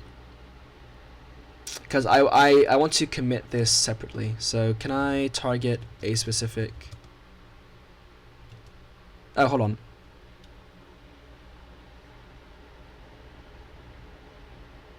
I can do this. YAML? Oh, it's YAML. Okay, I didn't realize. For a folded scalar. So let me... Boom, boom. Gotta get. Clang-Tidy. This is kind of goofy YAML syntax, but... Fair enough. What the fuck? That's a cool symbol. Now I like it just because of how it looks with this specific font. So I can remove the quotation marks and do this instead.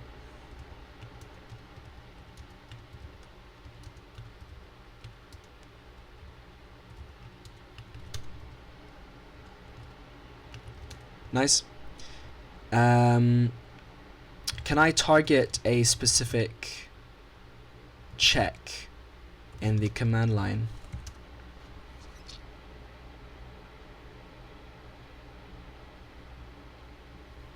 Okay, it overrides it. Good, so I will just... This one, modernize use trailing return types, Control C, Control Shift C rather. Clear that properly. Then Clang-Tidy, P build, right? Yep. Then checks equals just this one, and then source slash that.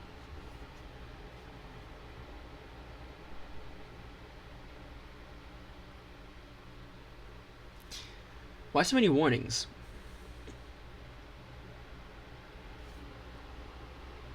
Like, it says I have 9,702, but that's interesting.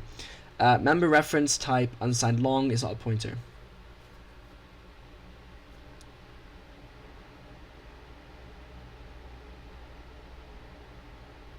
Oh, there's an equal sign. My bad. So let me go back to the thingy, 170. Yeah, this is wrong. This should be... I think I have to delete this properly. Yeah, I just do it manually. So, like this.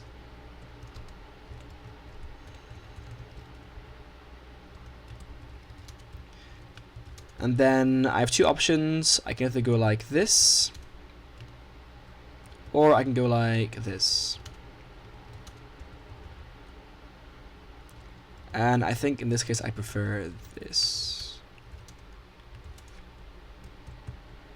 Yep, got another error, probably the same one. It is indeed.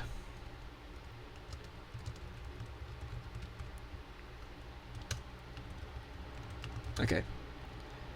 Warning, initializer for member. Okay, that's a different error though. I only want the modernize. Okay, I do. So what do I get this one then? That's weird. That one snuck in for some reason. Unless those are my only warnings.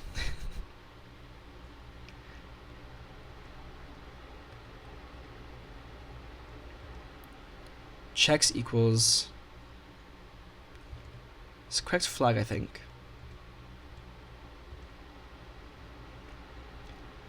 Yeah, I don't know why I'm getting different errors. Readability, redundant memory init. Initializer for member storage is redundant. Okay, I'll come back to that one later then. Modernize, use, no discard. Yeah, okay, I'm getting different errors.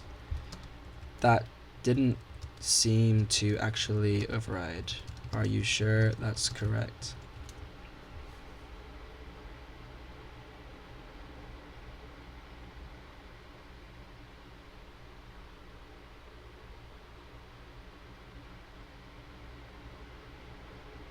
Makes sense. Or just do no config. Yeah, I just want to do no config. Okay. Please don't be hallucinated. Let me just save this real quick. No config. Yeah, it doesn't exist. Who would have thought? I mean, I appreciate Claude thinking of something that could be useful, but that is not how that works. Does this even work? Like, is it sequential? It is. Nice. Now I have 3 warnings. And 4 errors. Holy shit. What'd I do, Rev?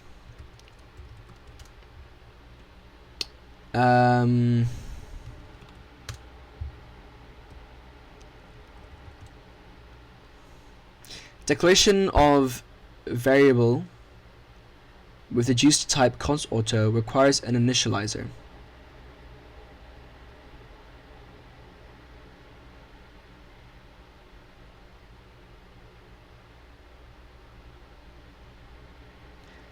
Oh, that's weird. Why can't I split that onto 2 lines?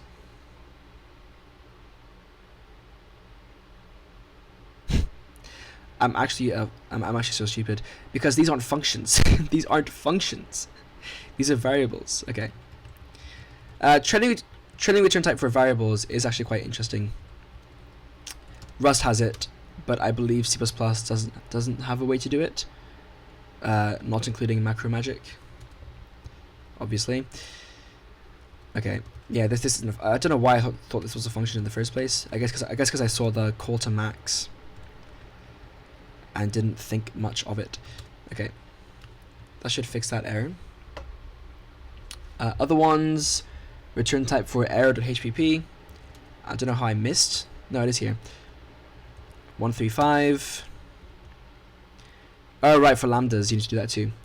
How does this work then?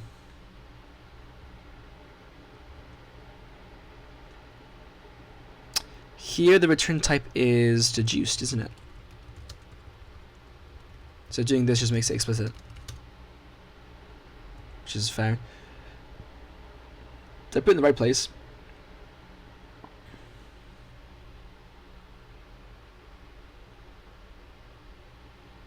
I don't actually know where it goes. I think that's correct. And in binary view.cpp,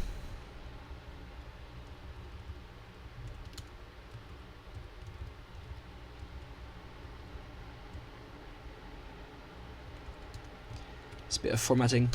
In binary view.cpp. Alright, did I even look at binary view? I don't think I did. Yeah, I did not. Bool should be auto. Size T should be auto. Again, bool should be auto. Whoops.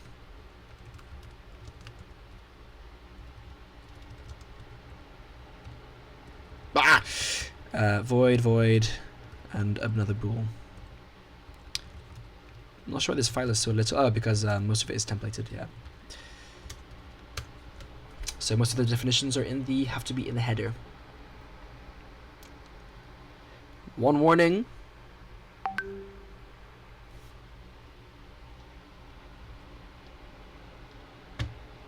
Suppress one warning. Huh? Why? Okay, I guess it's fine then. So clear. What's different? Sorry. Okay, hold on.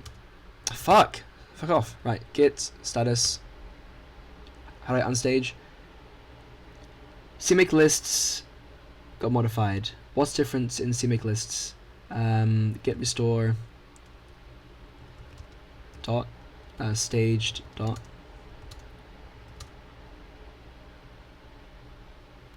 Alright, okay. So let me do git commit, git adds CMake lists and commit that first. So adds, well, like integrate that. Yeah. And then git add all, git commits, standardize trailing return types for consistency. That's not how I should have phrased that, but it makes sense enough. Okay. And then I will Clang-Tidy again. But this time without specific checks.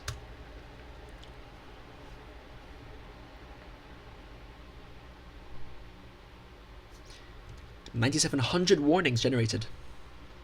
Holy moly. I'm so scared. I don't know why it says 970, like 9. Oh, because it suppressed them. Oh, because they're non-user code. I see. So most of the warnings are just from the standard library, which is hilarious. So it says this is redundant. This one's an interesting error. Because I was taught to just always include the default initializer for clarity, which I half agree with, half don't care about. Field member initializations that are necessary because the same default constructor would be called if they were not present. Right.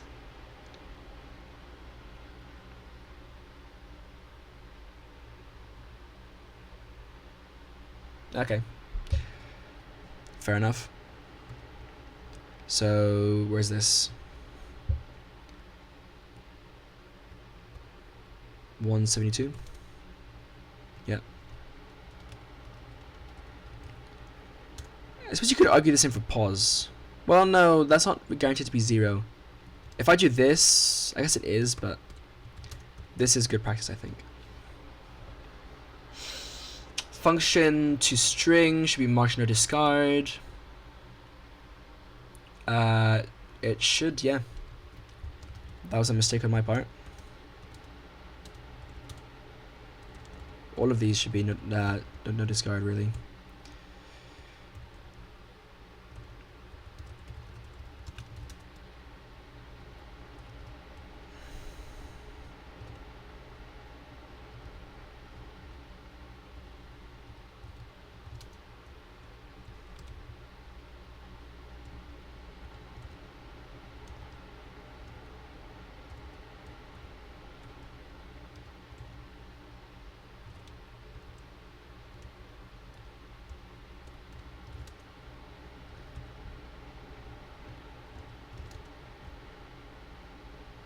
Same here as well.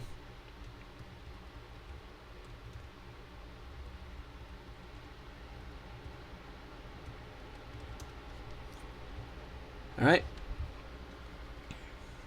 Static. Messaging can be made static. Which one? 19? Can it? Oh, in this case, yeah. Because it's just a constant string. But for the other ones, no, I assume. I believe I'm correct in that assumption.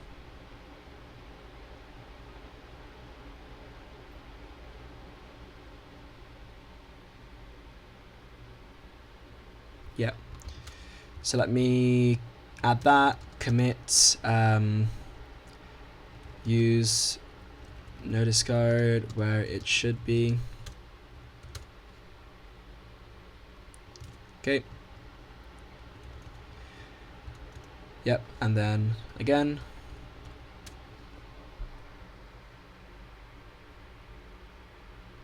Claude said not to add the Clang-Tidy to my compiler, like CMake directly, because it slows down compile times. But I guess you only call it when you feel like you need to, like every so often. Yeah, that makes sense. To be fair, static member function cannot have const qualifier. Okay. Fair enough. The const qualifier path of type is copied for each invocation. Consider making it a reference. This is here, right? Yeah, because it makes a copy anyway. That's correct. 96, same thing. 112, what's that? The const qualifier path, same thing. Okay. We've got a redundant thingy error here.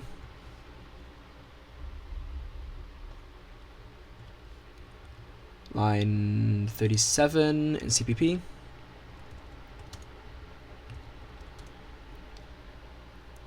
Right, so comparison between signed and unsigned integers. Actual file size, I'm on the wrong line, 40, sorry, no, 37 is different. Statement should be inside braces. Where? Am I in the right file?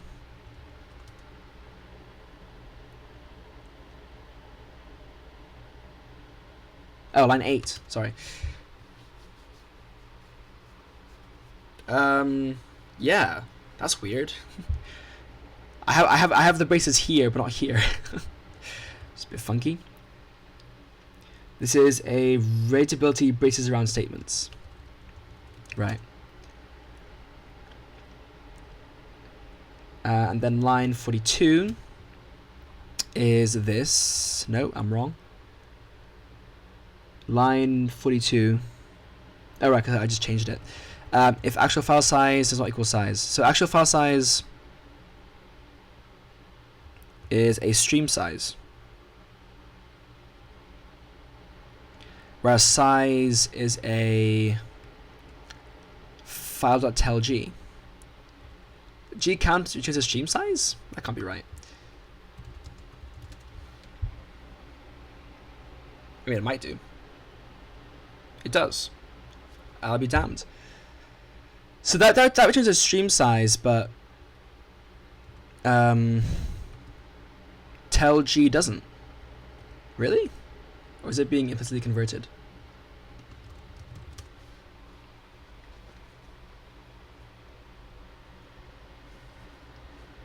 Pos type.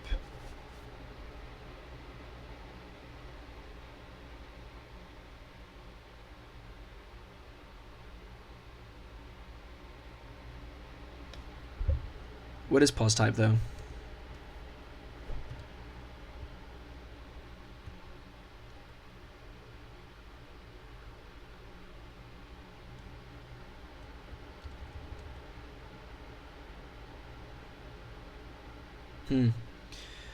So stream size is signed. Is that because it can encode an error? That might be important.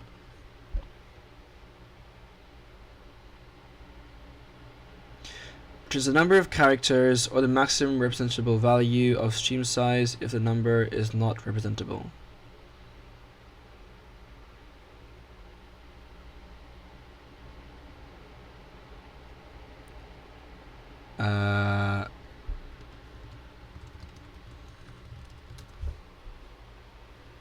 Okay, stream size.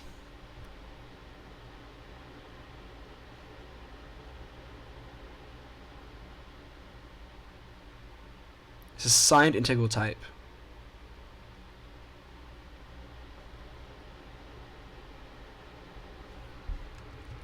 Why is signed stream signs signed?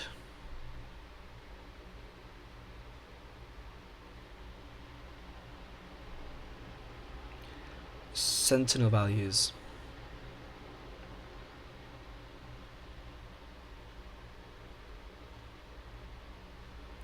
-1 for ender file or errors. Okay, so basically it shouldn't be -1 is what I'm getting in this case.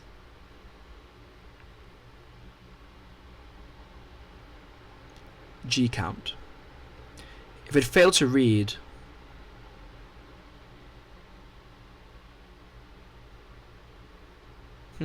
no, it should be okay. So in that case, I'll just cast it.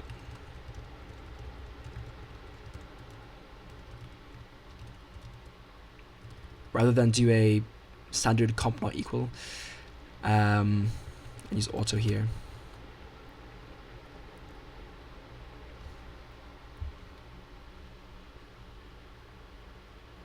Use integer sign comparison.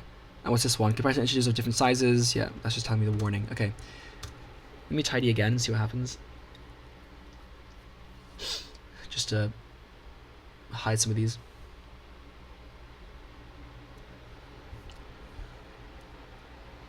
Can I make it ignore the non-user code? Because like I don't know if that's taking time. It probably isn't, to be fair. Pass by value. In arrow to HPP. Line 82.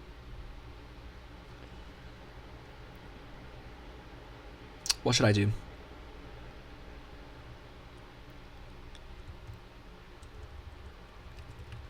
I want you to standard move it. Okay. I don't fully understand standard move semantics, but hopefully I can get used to it over time. Like in Rust, because of the bar checker, it's kind of easy to understand how move semantics work once you understand the bar checker. But for C++, I'm still not entirely sure. Like, what's being moved here? The reference? The data?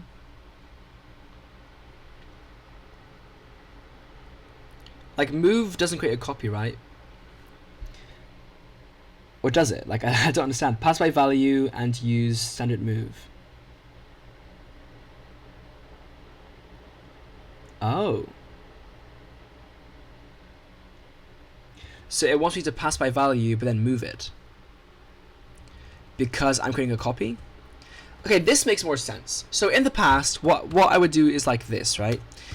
And like somehow this would capture both values and references for reasons I still don't really understand. But if I do this is way more idiomatic. This just says, yeah, it'll be a value regardless. Like I could pass it as a reference, but like either way it'll just become a value. But then I'll move it because either way I want to copy it. That is correct. I do want to copy it. So then just standard move it, the copy, into there. That is good. This makes sense to me. Okay.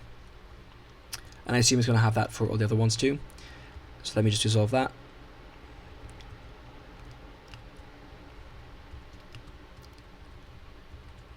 probably should look up why passing by value by reference works for both value and reference, const reference. Fucking hell, hold on.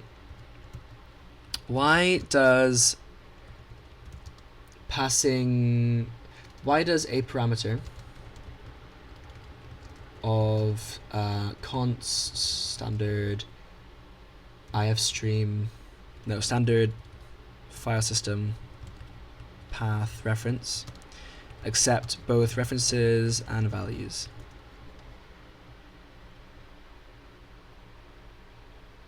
Oh, it's just constructor. Oh shit, that's even worse then. It uses implicit constructors. Yeah, no, fuck that. This is way more idiomatic and clear.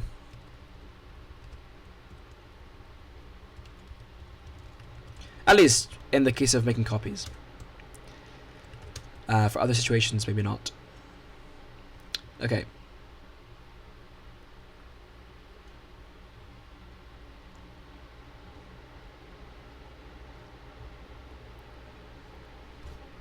Those warnings in the binary view.cpp. On line 84, I have an implicit conversion of size t to bool.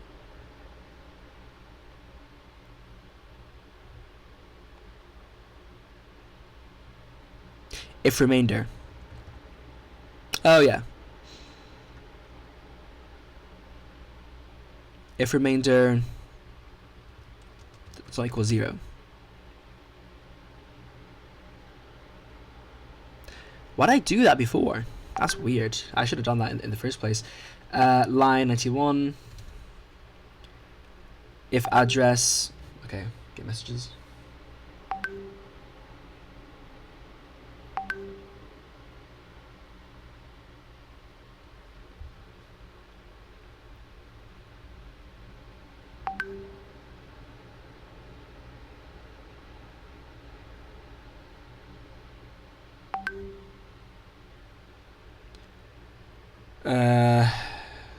Hold on.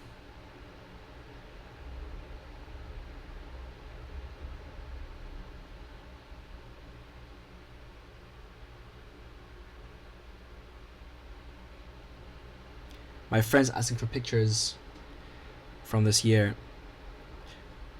Let me just have a look for him in my people.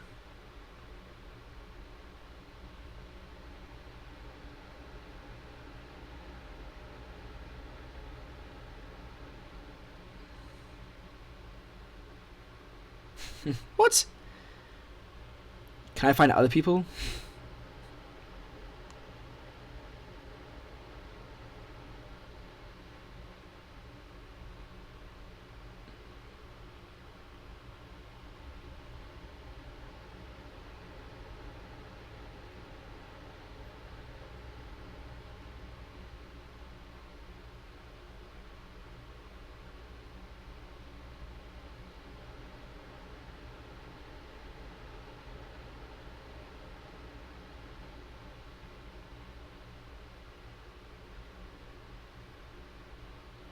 How do I add people automatically?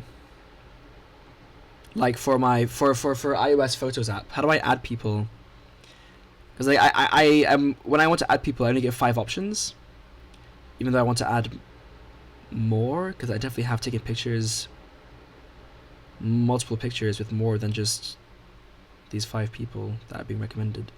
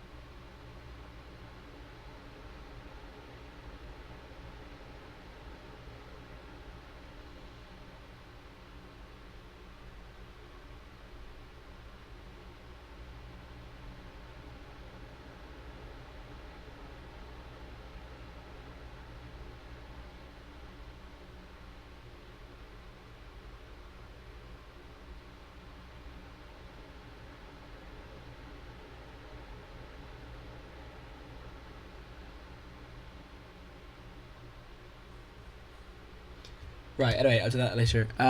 If not address, same thing. Why did I do this again? If address equals null pointer. Yeah, like, I literally hate this. Like, I would never do this willingly. And yet I did. Whatever. Past me.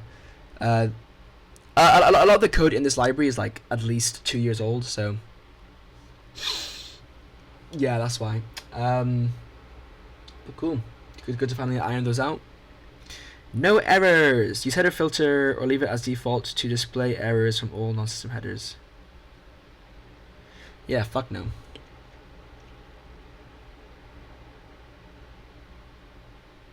Right. Header filter.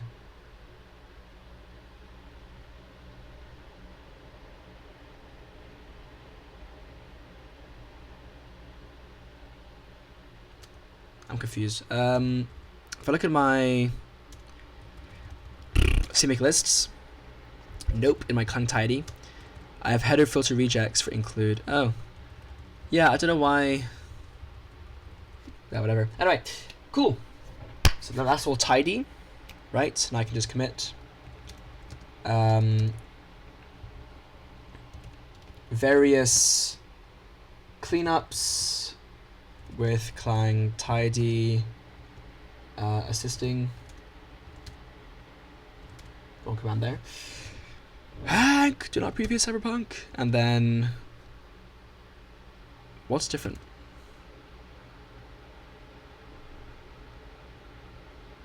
Quite a bit. Git add this. Ooh, was that one of the things? No, it wasn't. Git add, git ignore. Yep. And commits update. Git ignore. Then all this other stuff. I don't even know what I did, to be honest. Just various things. Okay. Git add all, git commits, various cleanups. Just various. I don't know. I don't even know. Okay. And then let's do Clang-Tidy. I might to update the file though. Yeah, so I'm just gonna I'm gonna copy this content to here. Hold on.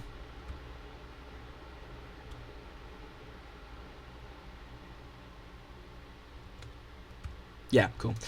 There we go.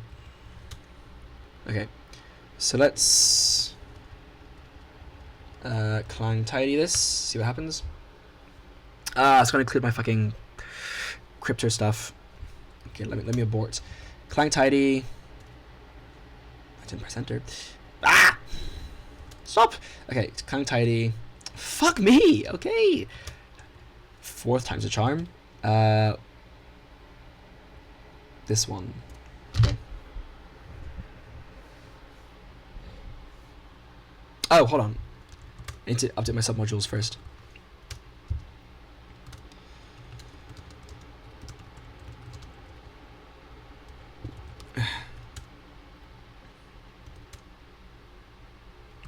Now I can Clang-Tidy. Okay. And while it's going, I'll have a look at my photos.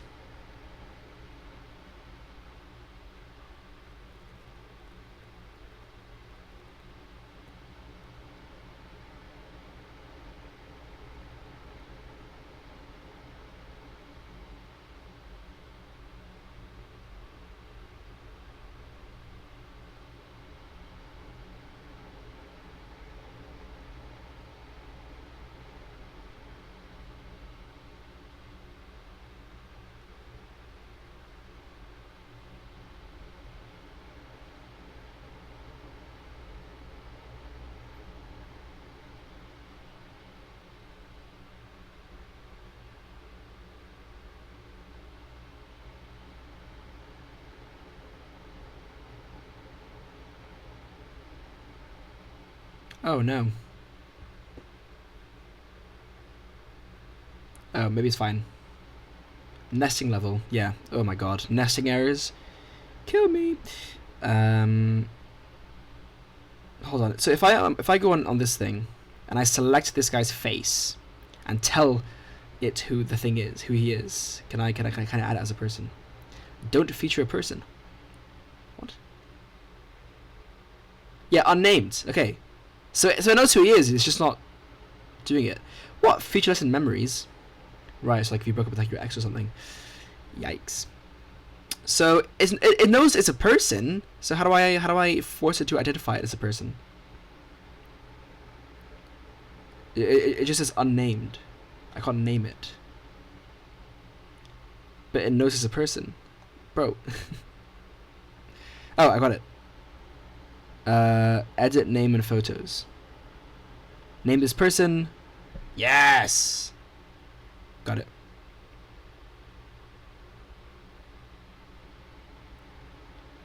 Sick. Okay. So now if I go to my collections, people. Don't know why that's collapsed. Yep, I found them.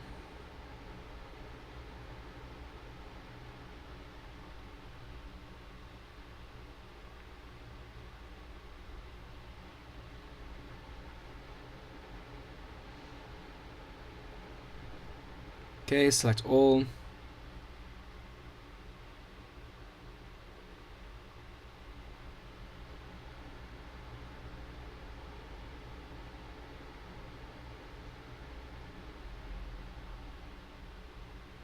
And send.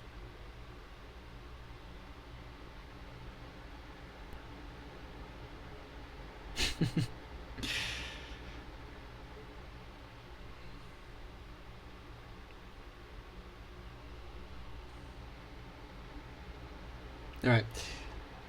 Okay, so holy shit, that's a lot of errors. Warnings even.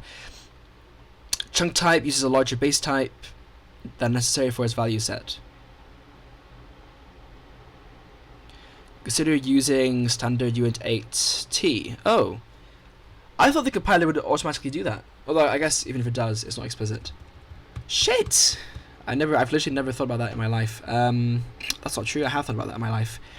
I just never thought about doing it.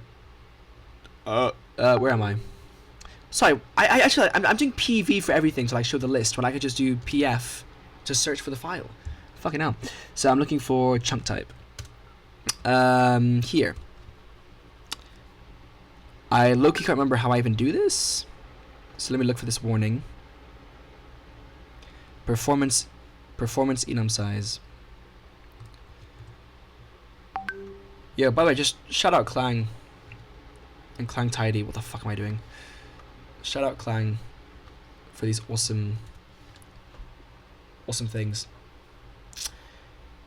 Yeah, colon. Okay. I would use uint, right? Yeah, it says uint. Okay. So uint 8t, and then I'll include C standard int. I know it's included here probably, but just to be explicit. Use a trailing return type.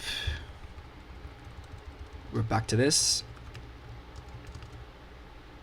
Don't know how I messed that one up. Okay. Say for these, I should have used one here anyway because it's an optional. Usually I do. All right.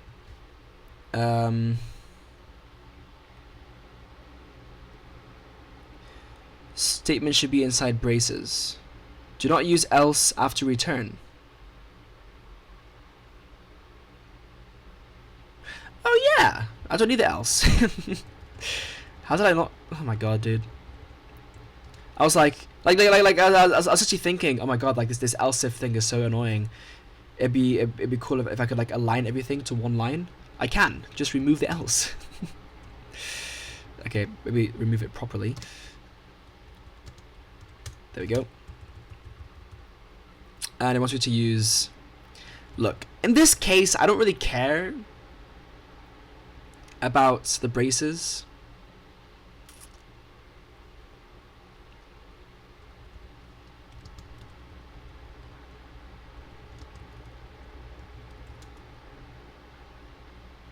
Yeah, no, because like it's like an ad hoc switch statement, or maybe it'll recognize this particular scenario. I don't know. Statement should be inside braces. Yep. Const qualified. Okay, now we're in errored HPP, which I was not in already. Line 24. Unrecognized is a copy for each invocation, considering it a reference. Right. So for this, I assume I would also just standard move it. Right? That seems logical to me. Okay. No discard. Right, so same as I did before. All of these should be no discard. In fact, for my binary library, I just realized I meant to do this. I'm meant to do this as well. These are all misordered. No, I fixed it. Never mind. We're chilling. We are chilling, chat. So never mind then. There should be no discard. In fact, let me just do what I did before. I want to take this, copy it to my clipboard, then go here. I want to paste it, and then I'm going to replace it with no discard, auto, toString, const, and then standard string, trailing return type, open brace. And that should cover a lot of things, even that one. Cool. Then same thing here. I mean, not same thing, but also change this to trailing. That should fix a lot of errors there. I'll just clear here just to make it easier to read the errors now.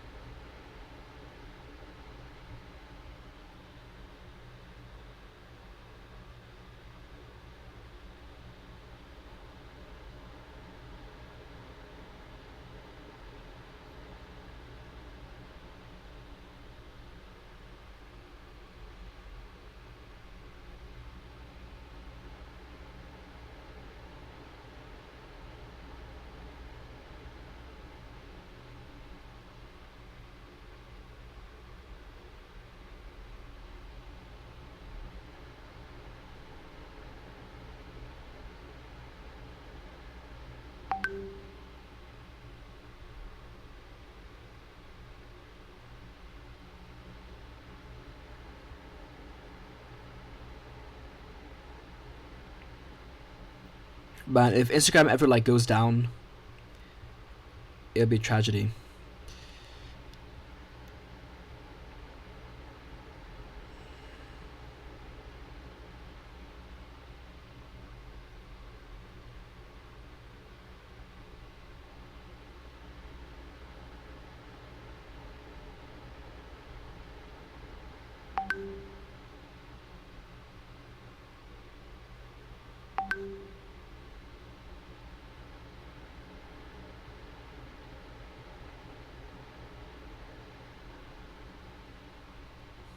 Spoons. Holy moly, that is the most focused my camera has ever been when trying to show something on my phone. Fucking hell. Right. So I've got just no errors here. Too many errors emitted. Stopping now. 40 errors. What did I do? What did I do? What? That's not good. This should be fine, I think. Jesus Christ. Okay, I don't know why that has 40 errors. Dump file should be marked no discard. This is in binary now. Wait, what?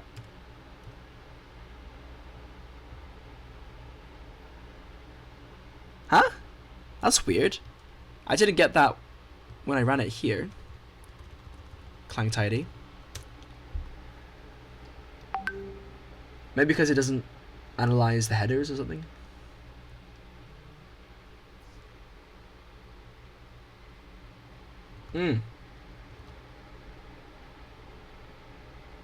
Is that because I have the header filter on?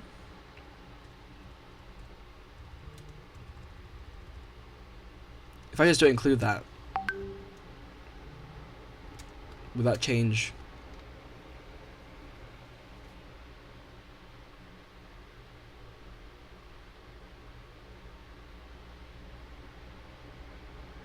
No.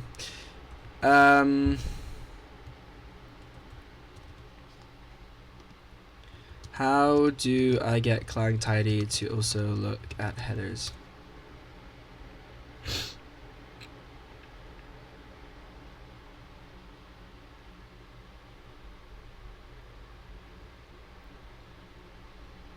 Okay. So yeah, it's working. I don't know why it doesn't work immediately here then. It is include, right? Yeah, it is include. So that should be there. I don't know why it's only doing it now then. Dump file should be marked no discard. Strange. But okay. Dump file is... Yeah, that probably should be. Where is it? It's binary.hpp. Wrong one. There it is. Line 1727. No discard. Yeah. No, void. Oh yeah, it has to be because it can be an error. Okay. I don't know why. Yeah, that's really weird. I don't know why I didn't pick it up there, but oh well. Mark dump file no discard. Okay. Apart from that, then chunk type. Line 40, it wants the braces. Yeah. This one I'm inclined to disagree with. Like, it's fine for Rust, because Rust has a match statement, right? For like these string things, so it's fine. But for C++, you don't. And it's just kind of annoying to have to do it for this specific thing. Also, that's an error. I just realized.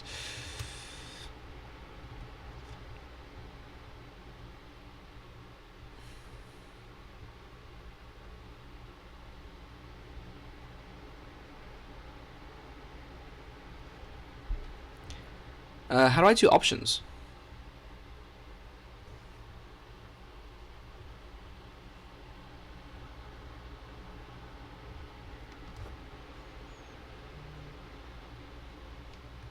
Clang-Tidy options.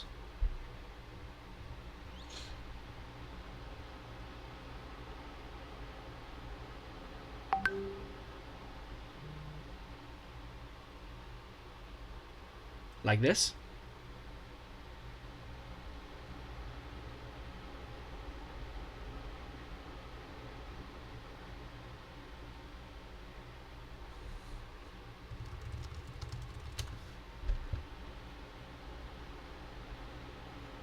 Ah, fuck it. Just ask Claude.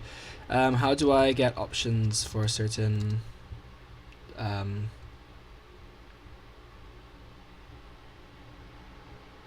flags?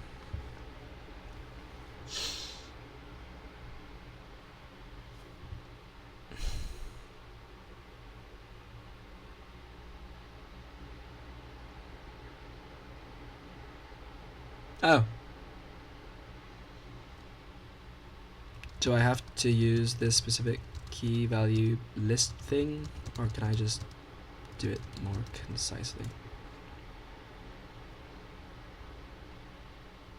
Okay. So check options would be here, Clang-Tidy. That's weird.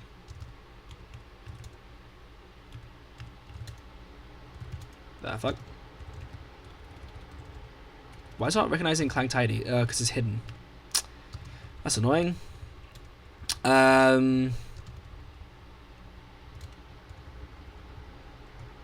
So what, check errors, was it? Check options. So for, sorry, key. Yeah, so I want readability braces around statements. Value should be 1.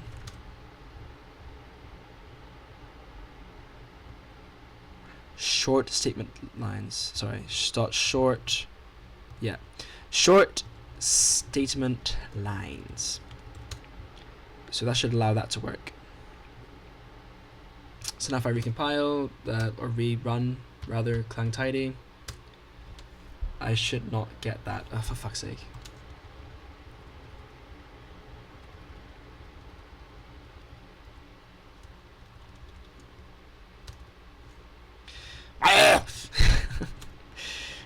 Clang-Tidy. There we go.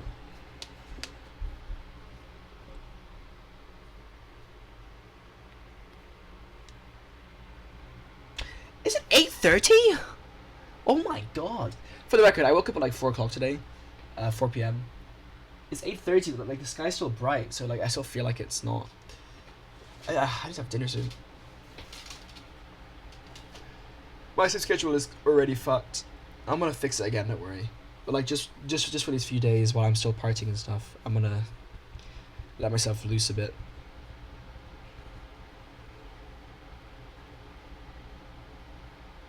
Okay. Oi.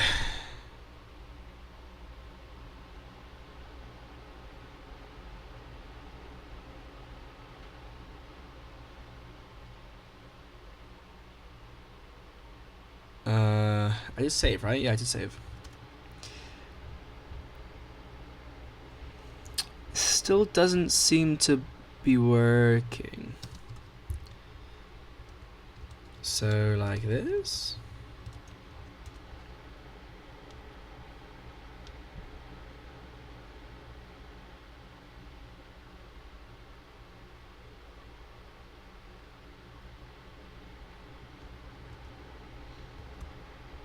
Well, this just ain't correct. Let me do a search on Google for this.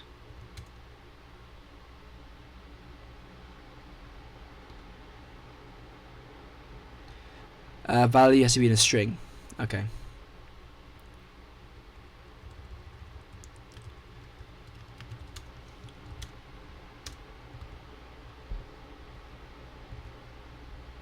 I assume.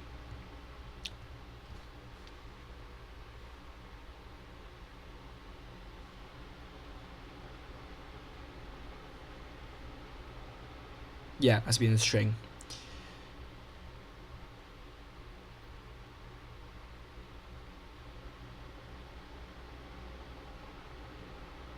What's wrong here? Okay, that's really specific. Probably didn't need to worry about that. Okay.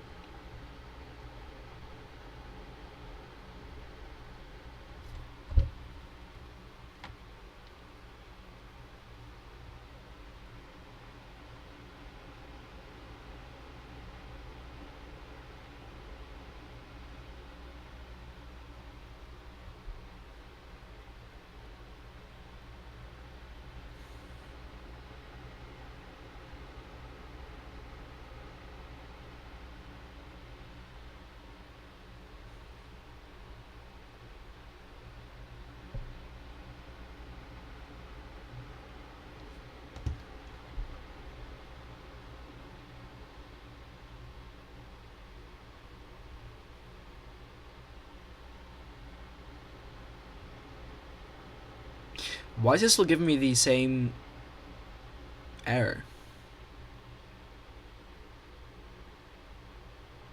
I did save, right? Yeah.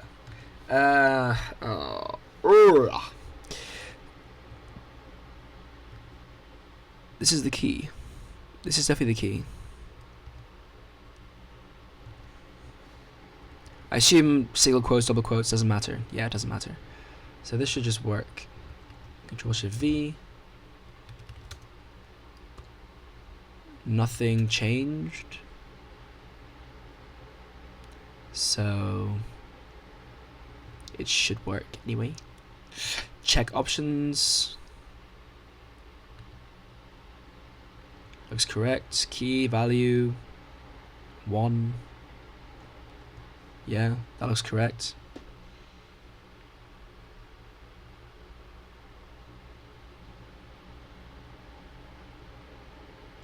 Oh, it should be 2. It says the minimum that it should have to trigger this check. So if it is 1, it should, then that means it'll trigger. So it needs to be 2 to not trigger, I assume. This person's okay. This person's has 0. Oh, okay. Yeah, fair enough.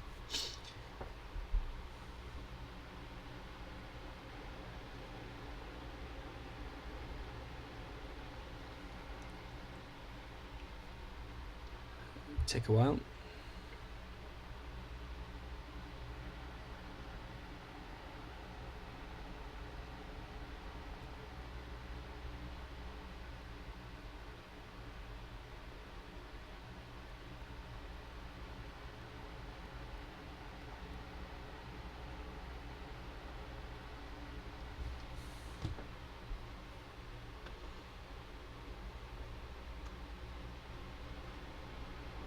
Nice. Okay, we've solved that issue.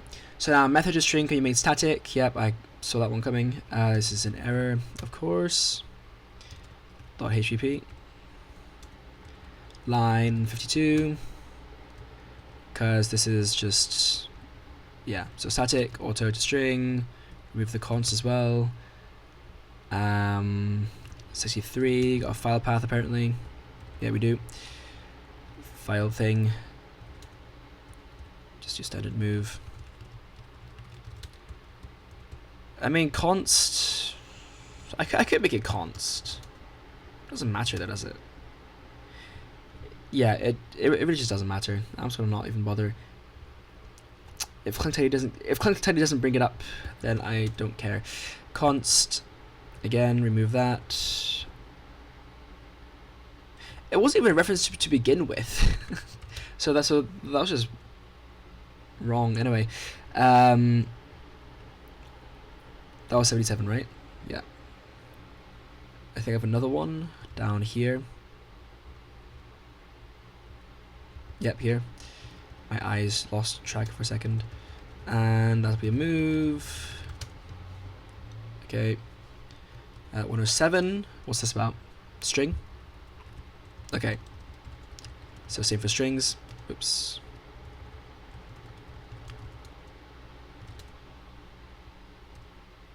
What just happened? That's weird. 182. No, 178 first. For visit, we want a return type of standard U832T. For this one, you want a return type of standard string.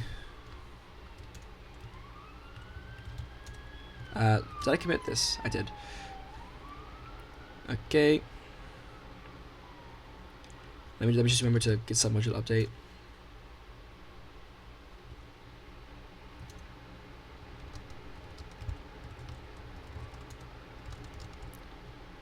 Yeah. Okay. 185. For this one, this is defined externally.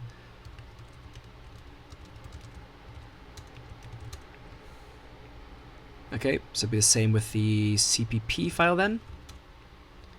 Yep. Cool.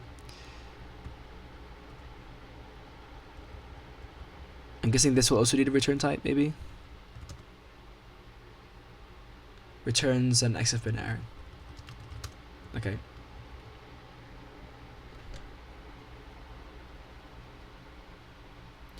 What? Pass by value and use standard move. Oh, sorry, this is different. No, is it? I can't tell. Why is it including so many lines of code? That's strange. That's strange. XFBIN reader.hpp. Fuzzy search. Line 15. It wants me to move this. Yeah. Yeah. Nice.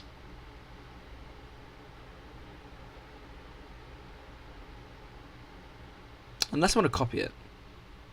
Well, no, because it'll copy it anyway. Yeah, so that's correct. You always stand and move a copy like that.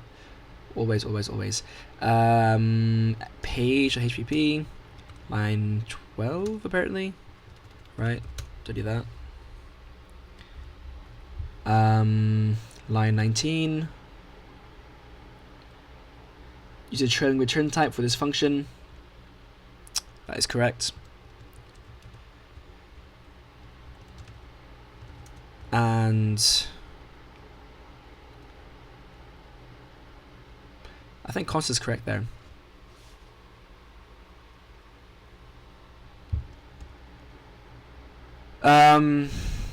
Weird I have standard move here, but not anywhere else.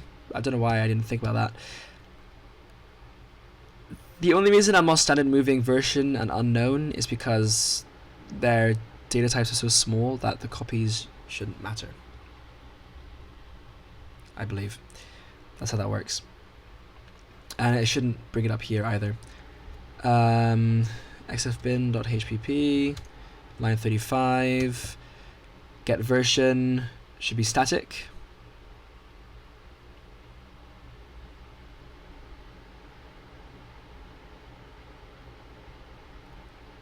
And then remove the const. So if I make it static, is it still const expr? Static const expr. I think that's correct, but then I have to remove const. Right. That's probably fine line-wise. Yeah. A bunch of no discard functions apparently.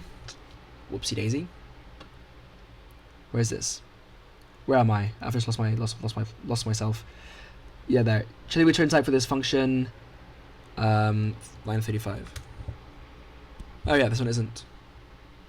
I thought I did this already. No. Okay. I could have sworn I did this already. No, I didn't. Huh. Yeah, I didn't. Okay. Line 50. Now 51. Writer file should be marked no discard. Because it can error. Yep. Correct again. Boom, boom, boom, boom, boom. All of these can also error, so likewise.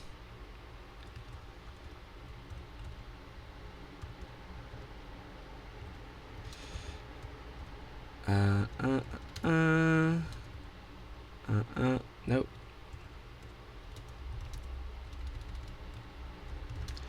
Okay.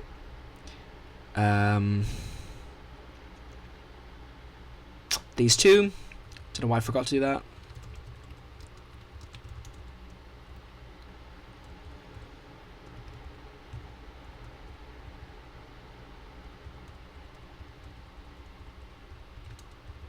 Yep.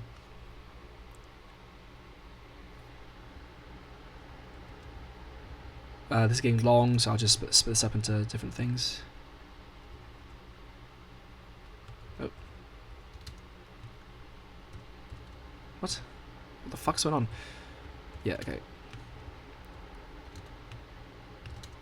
Okay.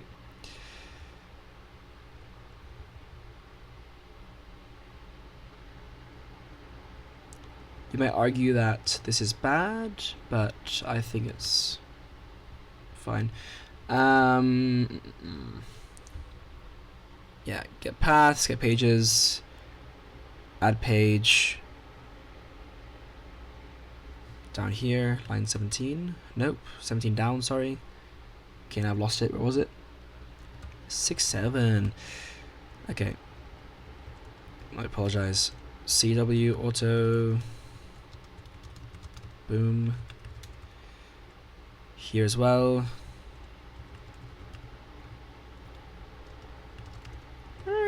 can sneak in there.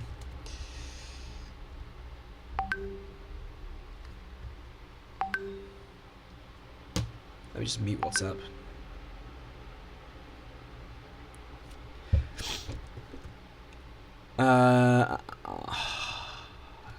Okay. All of these, don't need these apparently. Boom, boom, boom, boom. I mean, not apparently, they don't. Same for maps. And exigencies. And that. And that.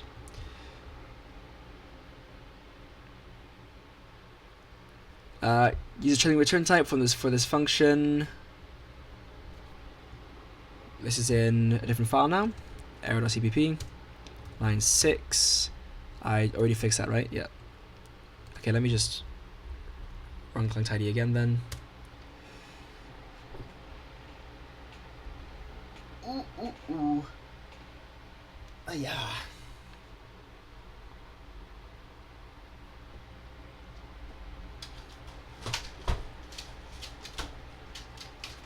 Open my blinds now that the sun is not blinding me. Haha. Is that a pun? I guess it is a pun.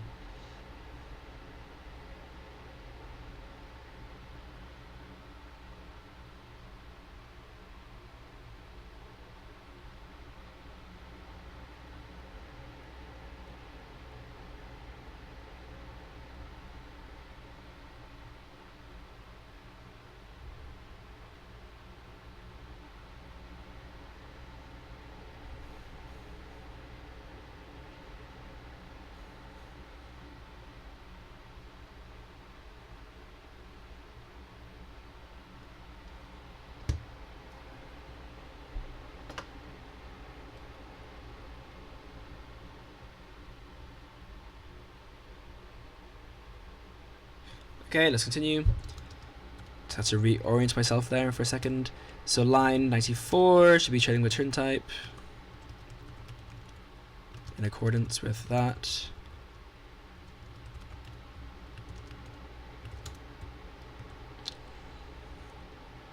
Yep. Line reader. Line 12. Ooh, interesting. Homogenize, use trailing return type. Oh, because it's lambda. Yeah, so in this case... Yeah, in this case I'd argue I don't want to use it for this lambda.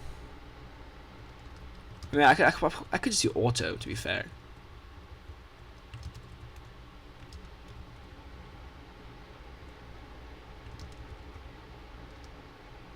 Right.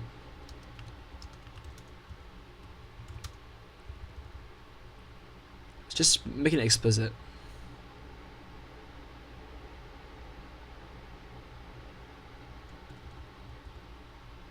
Like that's what this already does, isn't it? Yeah. So I'm gonna actually argue this one. Let me look at the options for this one. By the way, Clang-Tidy is awesome. So just want to say that real quick. Holy moly.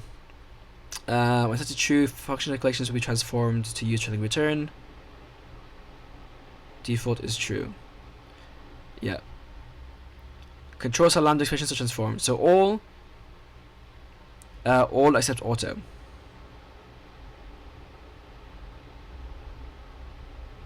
And none. What? Transform all lambda expressions except those whose return type cannot be deduced. How about only the ones that cannot be deduced?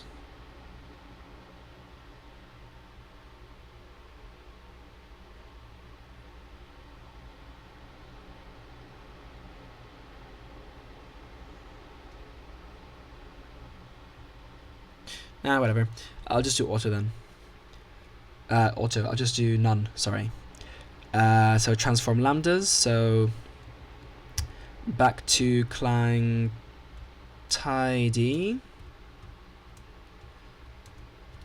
Yeah. Key. Homogenize. Use trailing return type. Dot Transform lambdas. Transform lambdas. Okay. Let's see that in action.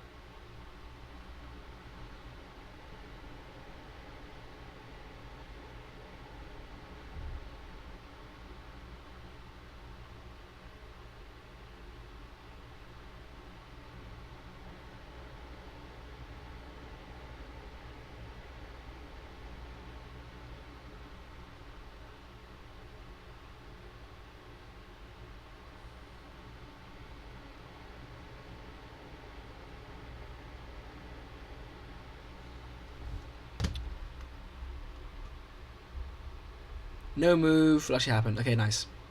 So fix that. This really makes me feel like I did when I first got, what's it called? Fucking JetBrains, the JetBrains IDE, C Lion. That's right. When I first got C Lion, I was using Visual Studio Code before that, and Visual Studio Code's like linter, whatever thingy, tidy thing, is a lot less detailed than Clang's. So for Clang, sorry. Well, yeah, than Clang's, but also than C Lion. I believe C Lion uses Clang's Tidy. Yeah, I believe he uses Clang-Tidy, and that's why it gets much more descriptive, much more strict warnings, which is cool. So like that's how I've like learned about no discard and a bunch of other things. And then when I switched to NeoVim, I lost all of that. So I was thinking like, okay, maybe I can use C Lion occasionally to like, you know, get some stuff figured out. But now I can just use Clang-Tidy directly, and I don't need an IDE. Isn't that great? So very cool indeed. And it's also faster because C Lion would have it like as like inline errors or warnings, whereas here I just run it when I want to run it, and then it's less CPU and less waiting for the thing magical IDE stuff to happen. So that's cool. No move will actually happen. What?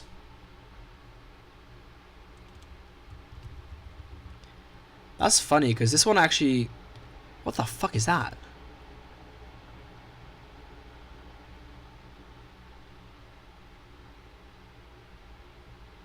What the fuck?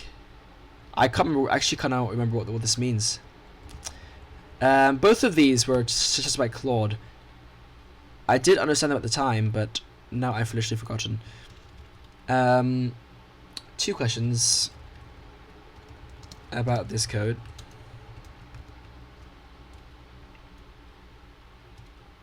One, what does do again? And 2, why is standard move doing nothing here?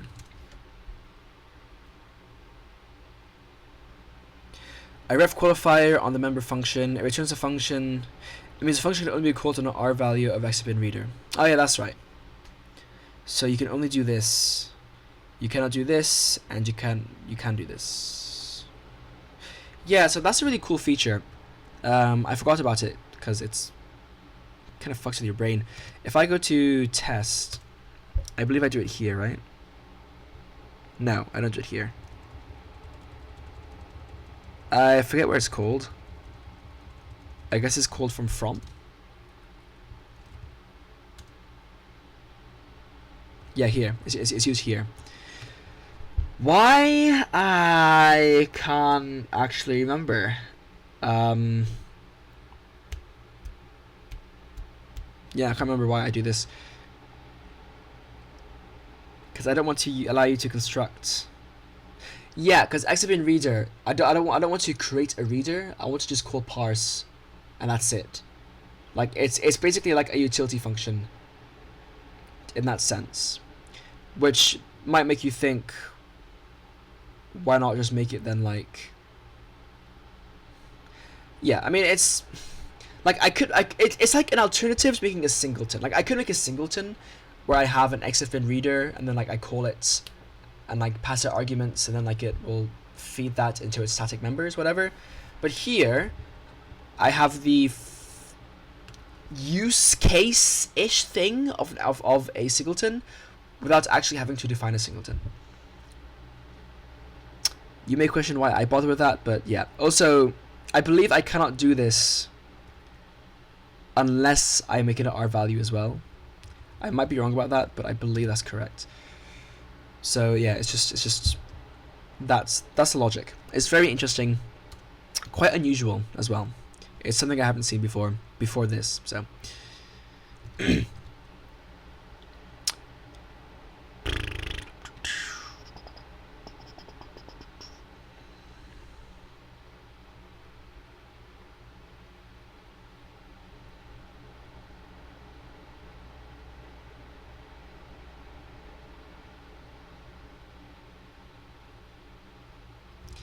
Clang-Tidy tells me.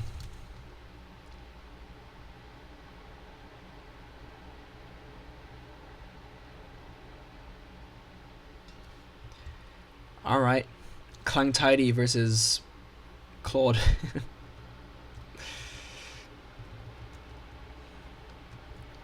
Harley Marley, I really am just letting computers do all the work for me, all the thinking for me. The warnings about transforms call back to the internal source itself, takes a callable and invokes it, but the standard specifies which type is seduced. Oh.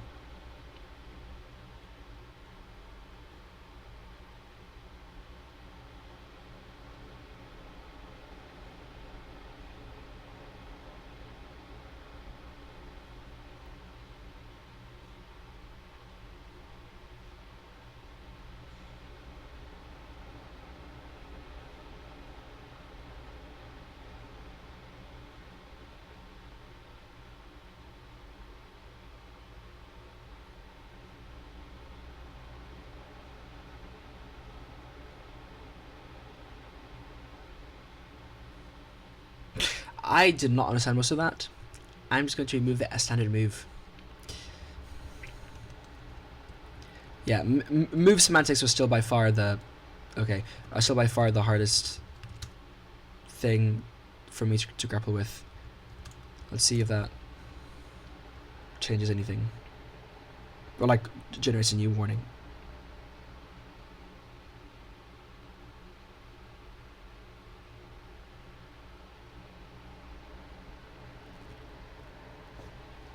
Shoo! Look at that rice. I mean, it's like 95% wallpaper. The actual icons don't look that great, but yeah, that is a nice wallpaper. Although, to be fair, it's a bit too busy for wallpaper. My wallpaper is, you know, I mean, like, it's quite colorful, but like it's still fairly simple. Like, you know, like it doesn't overwhelm you to the point where having it in the background is such a distraction. Because the colors are fairly, like, they're not too saturated. Iraqi has good control of that, and it's only purple and green as well, and I guess it's beige. Holy moly, I'm not here to talk about color theory. Okay, that was fine then. Yeah, we already know the 51, that is unused. I will use it later. At this rate, it will not be today. Parse index 59. Different file, sorry. Is it? No, it's not. It's here. What's wrong? has cognitive complexity of 47. Holy shit. What? And then a bunch of notes. So for try, the nesting level, yeah, I mean, this is only a warning I have because, like, the whole reason I have try as a macro is to reduce the complexity level. So it's a bit ironic because it's expanding the macro, which it shouldn't consider. So is there an option to like not expand macros, because that's like the crux of why this is so, why that warning is happening in the first place. So readability, function, character complexity, because like I do have like nesting, but it's not what I want. Ignore macros, perfect. So let me add this to my config, or my Clang-Tidy. Yeah, I guess I would call that config.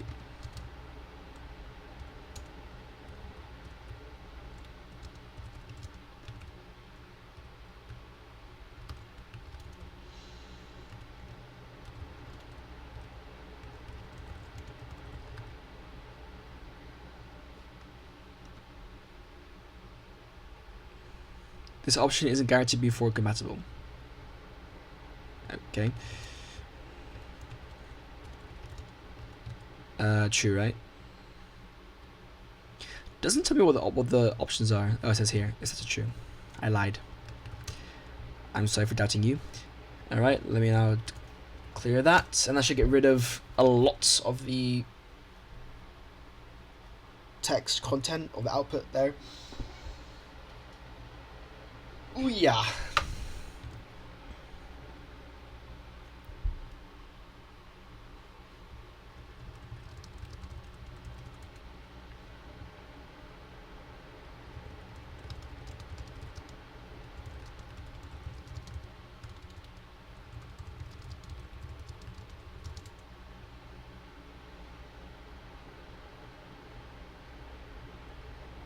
Discord frozen, awesome.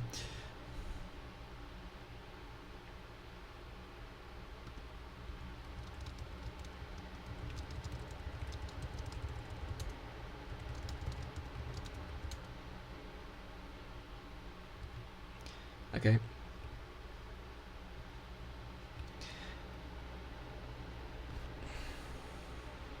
Yeah, that's it. That's literally it. Okay, so now it's just this one thing left, which is in reader on line 162. I have an elif apparently. Yeah. Elif def. Cool. So that's it. And then everything else is just the unused variable. So now I can git add all, git commits, various cleanups with Clang-Tidy, and push. And hallelujah, I'm done with the Clang-Tidy stuff. Very cool. Not much really changed, to be fair. There was like a few things here and there, like training return types and all that. But apart from that, there really wasn't much. So I'm glad that my code is already good. Or so I assume. Maybe... Yeah, I don't know. Like, I mean, I don't know to what extent it would even cover stuff. But considering I have warnings for everything and all that, it really doesn't seem to... Yeah, it's good. It's good. So now, allow me to build and see what happens.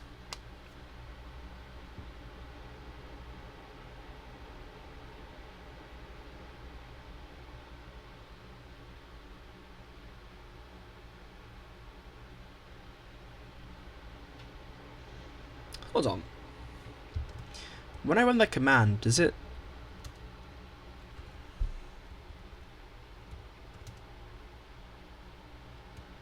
No. Where do the commands go?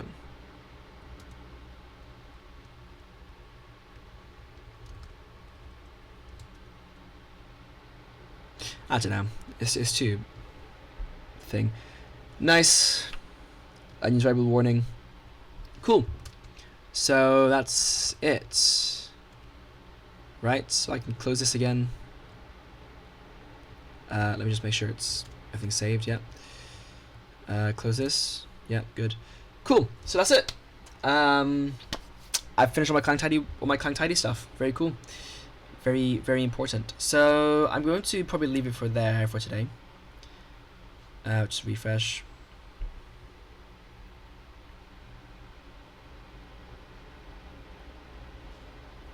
Yep.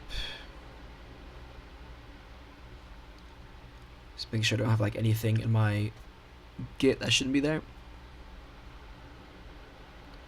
Looks good.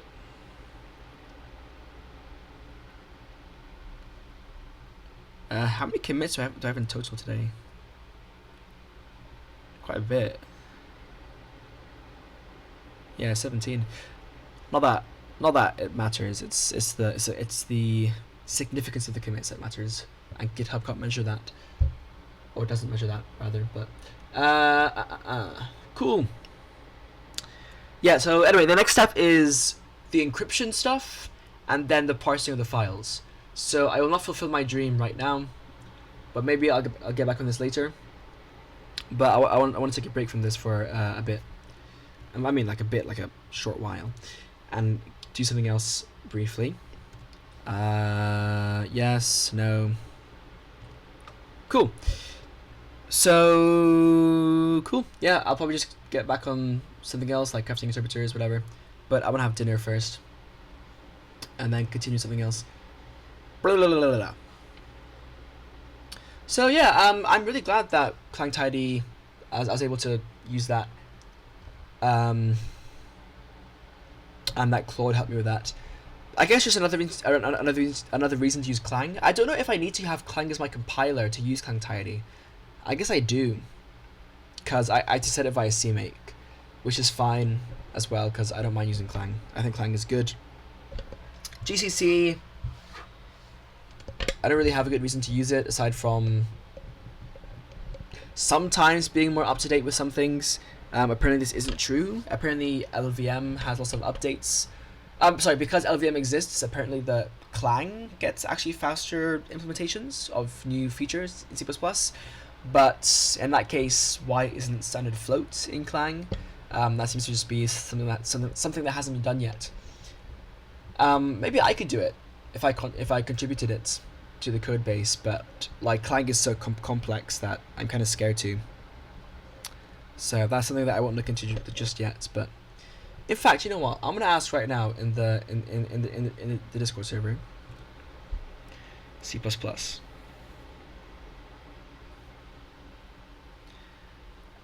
And see how that would be added.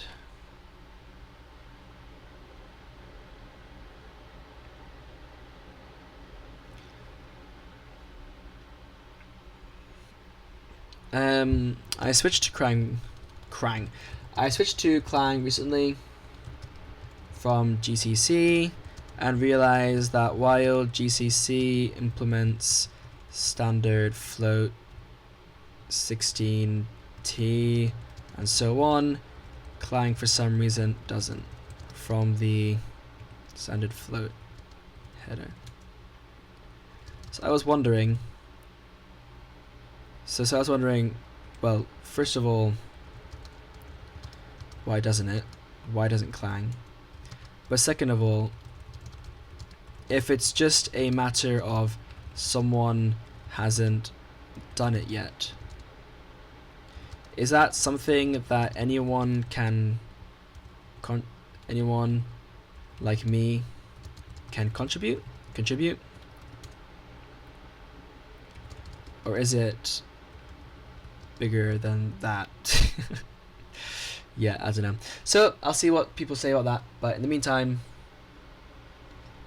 I have my thing set up. Yeah, I guess same person for like MSVC. Well, no, because MSVC is Microsoft, so it's closed source, so I can't do that, right? Unless I work for Microsoft. So, yeah. Anyway, cool. Subscribe for more stuff like this.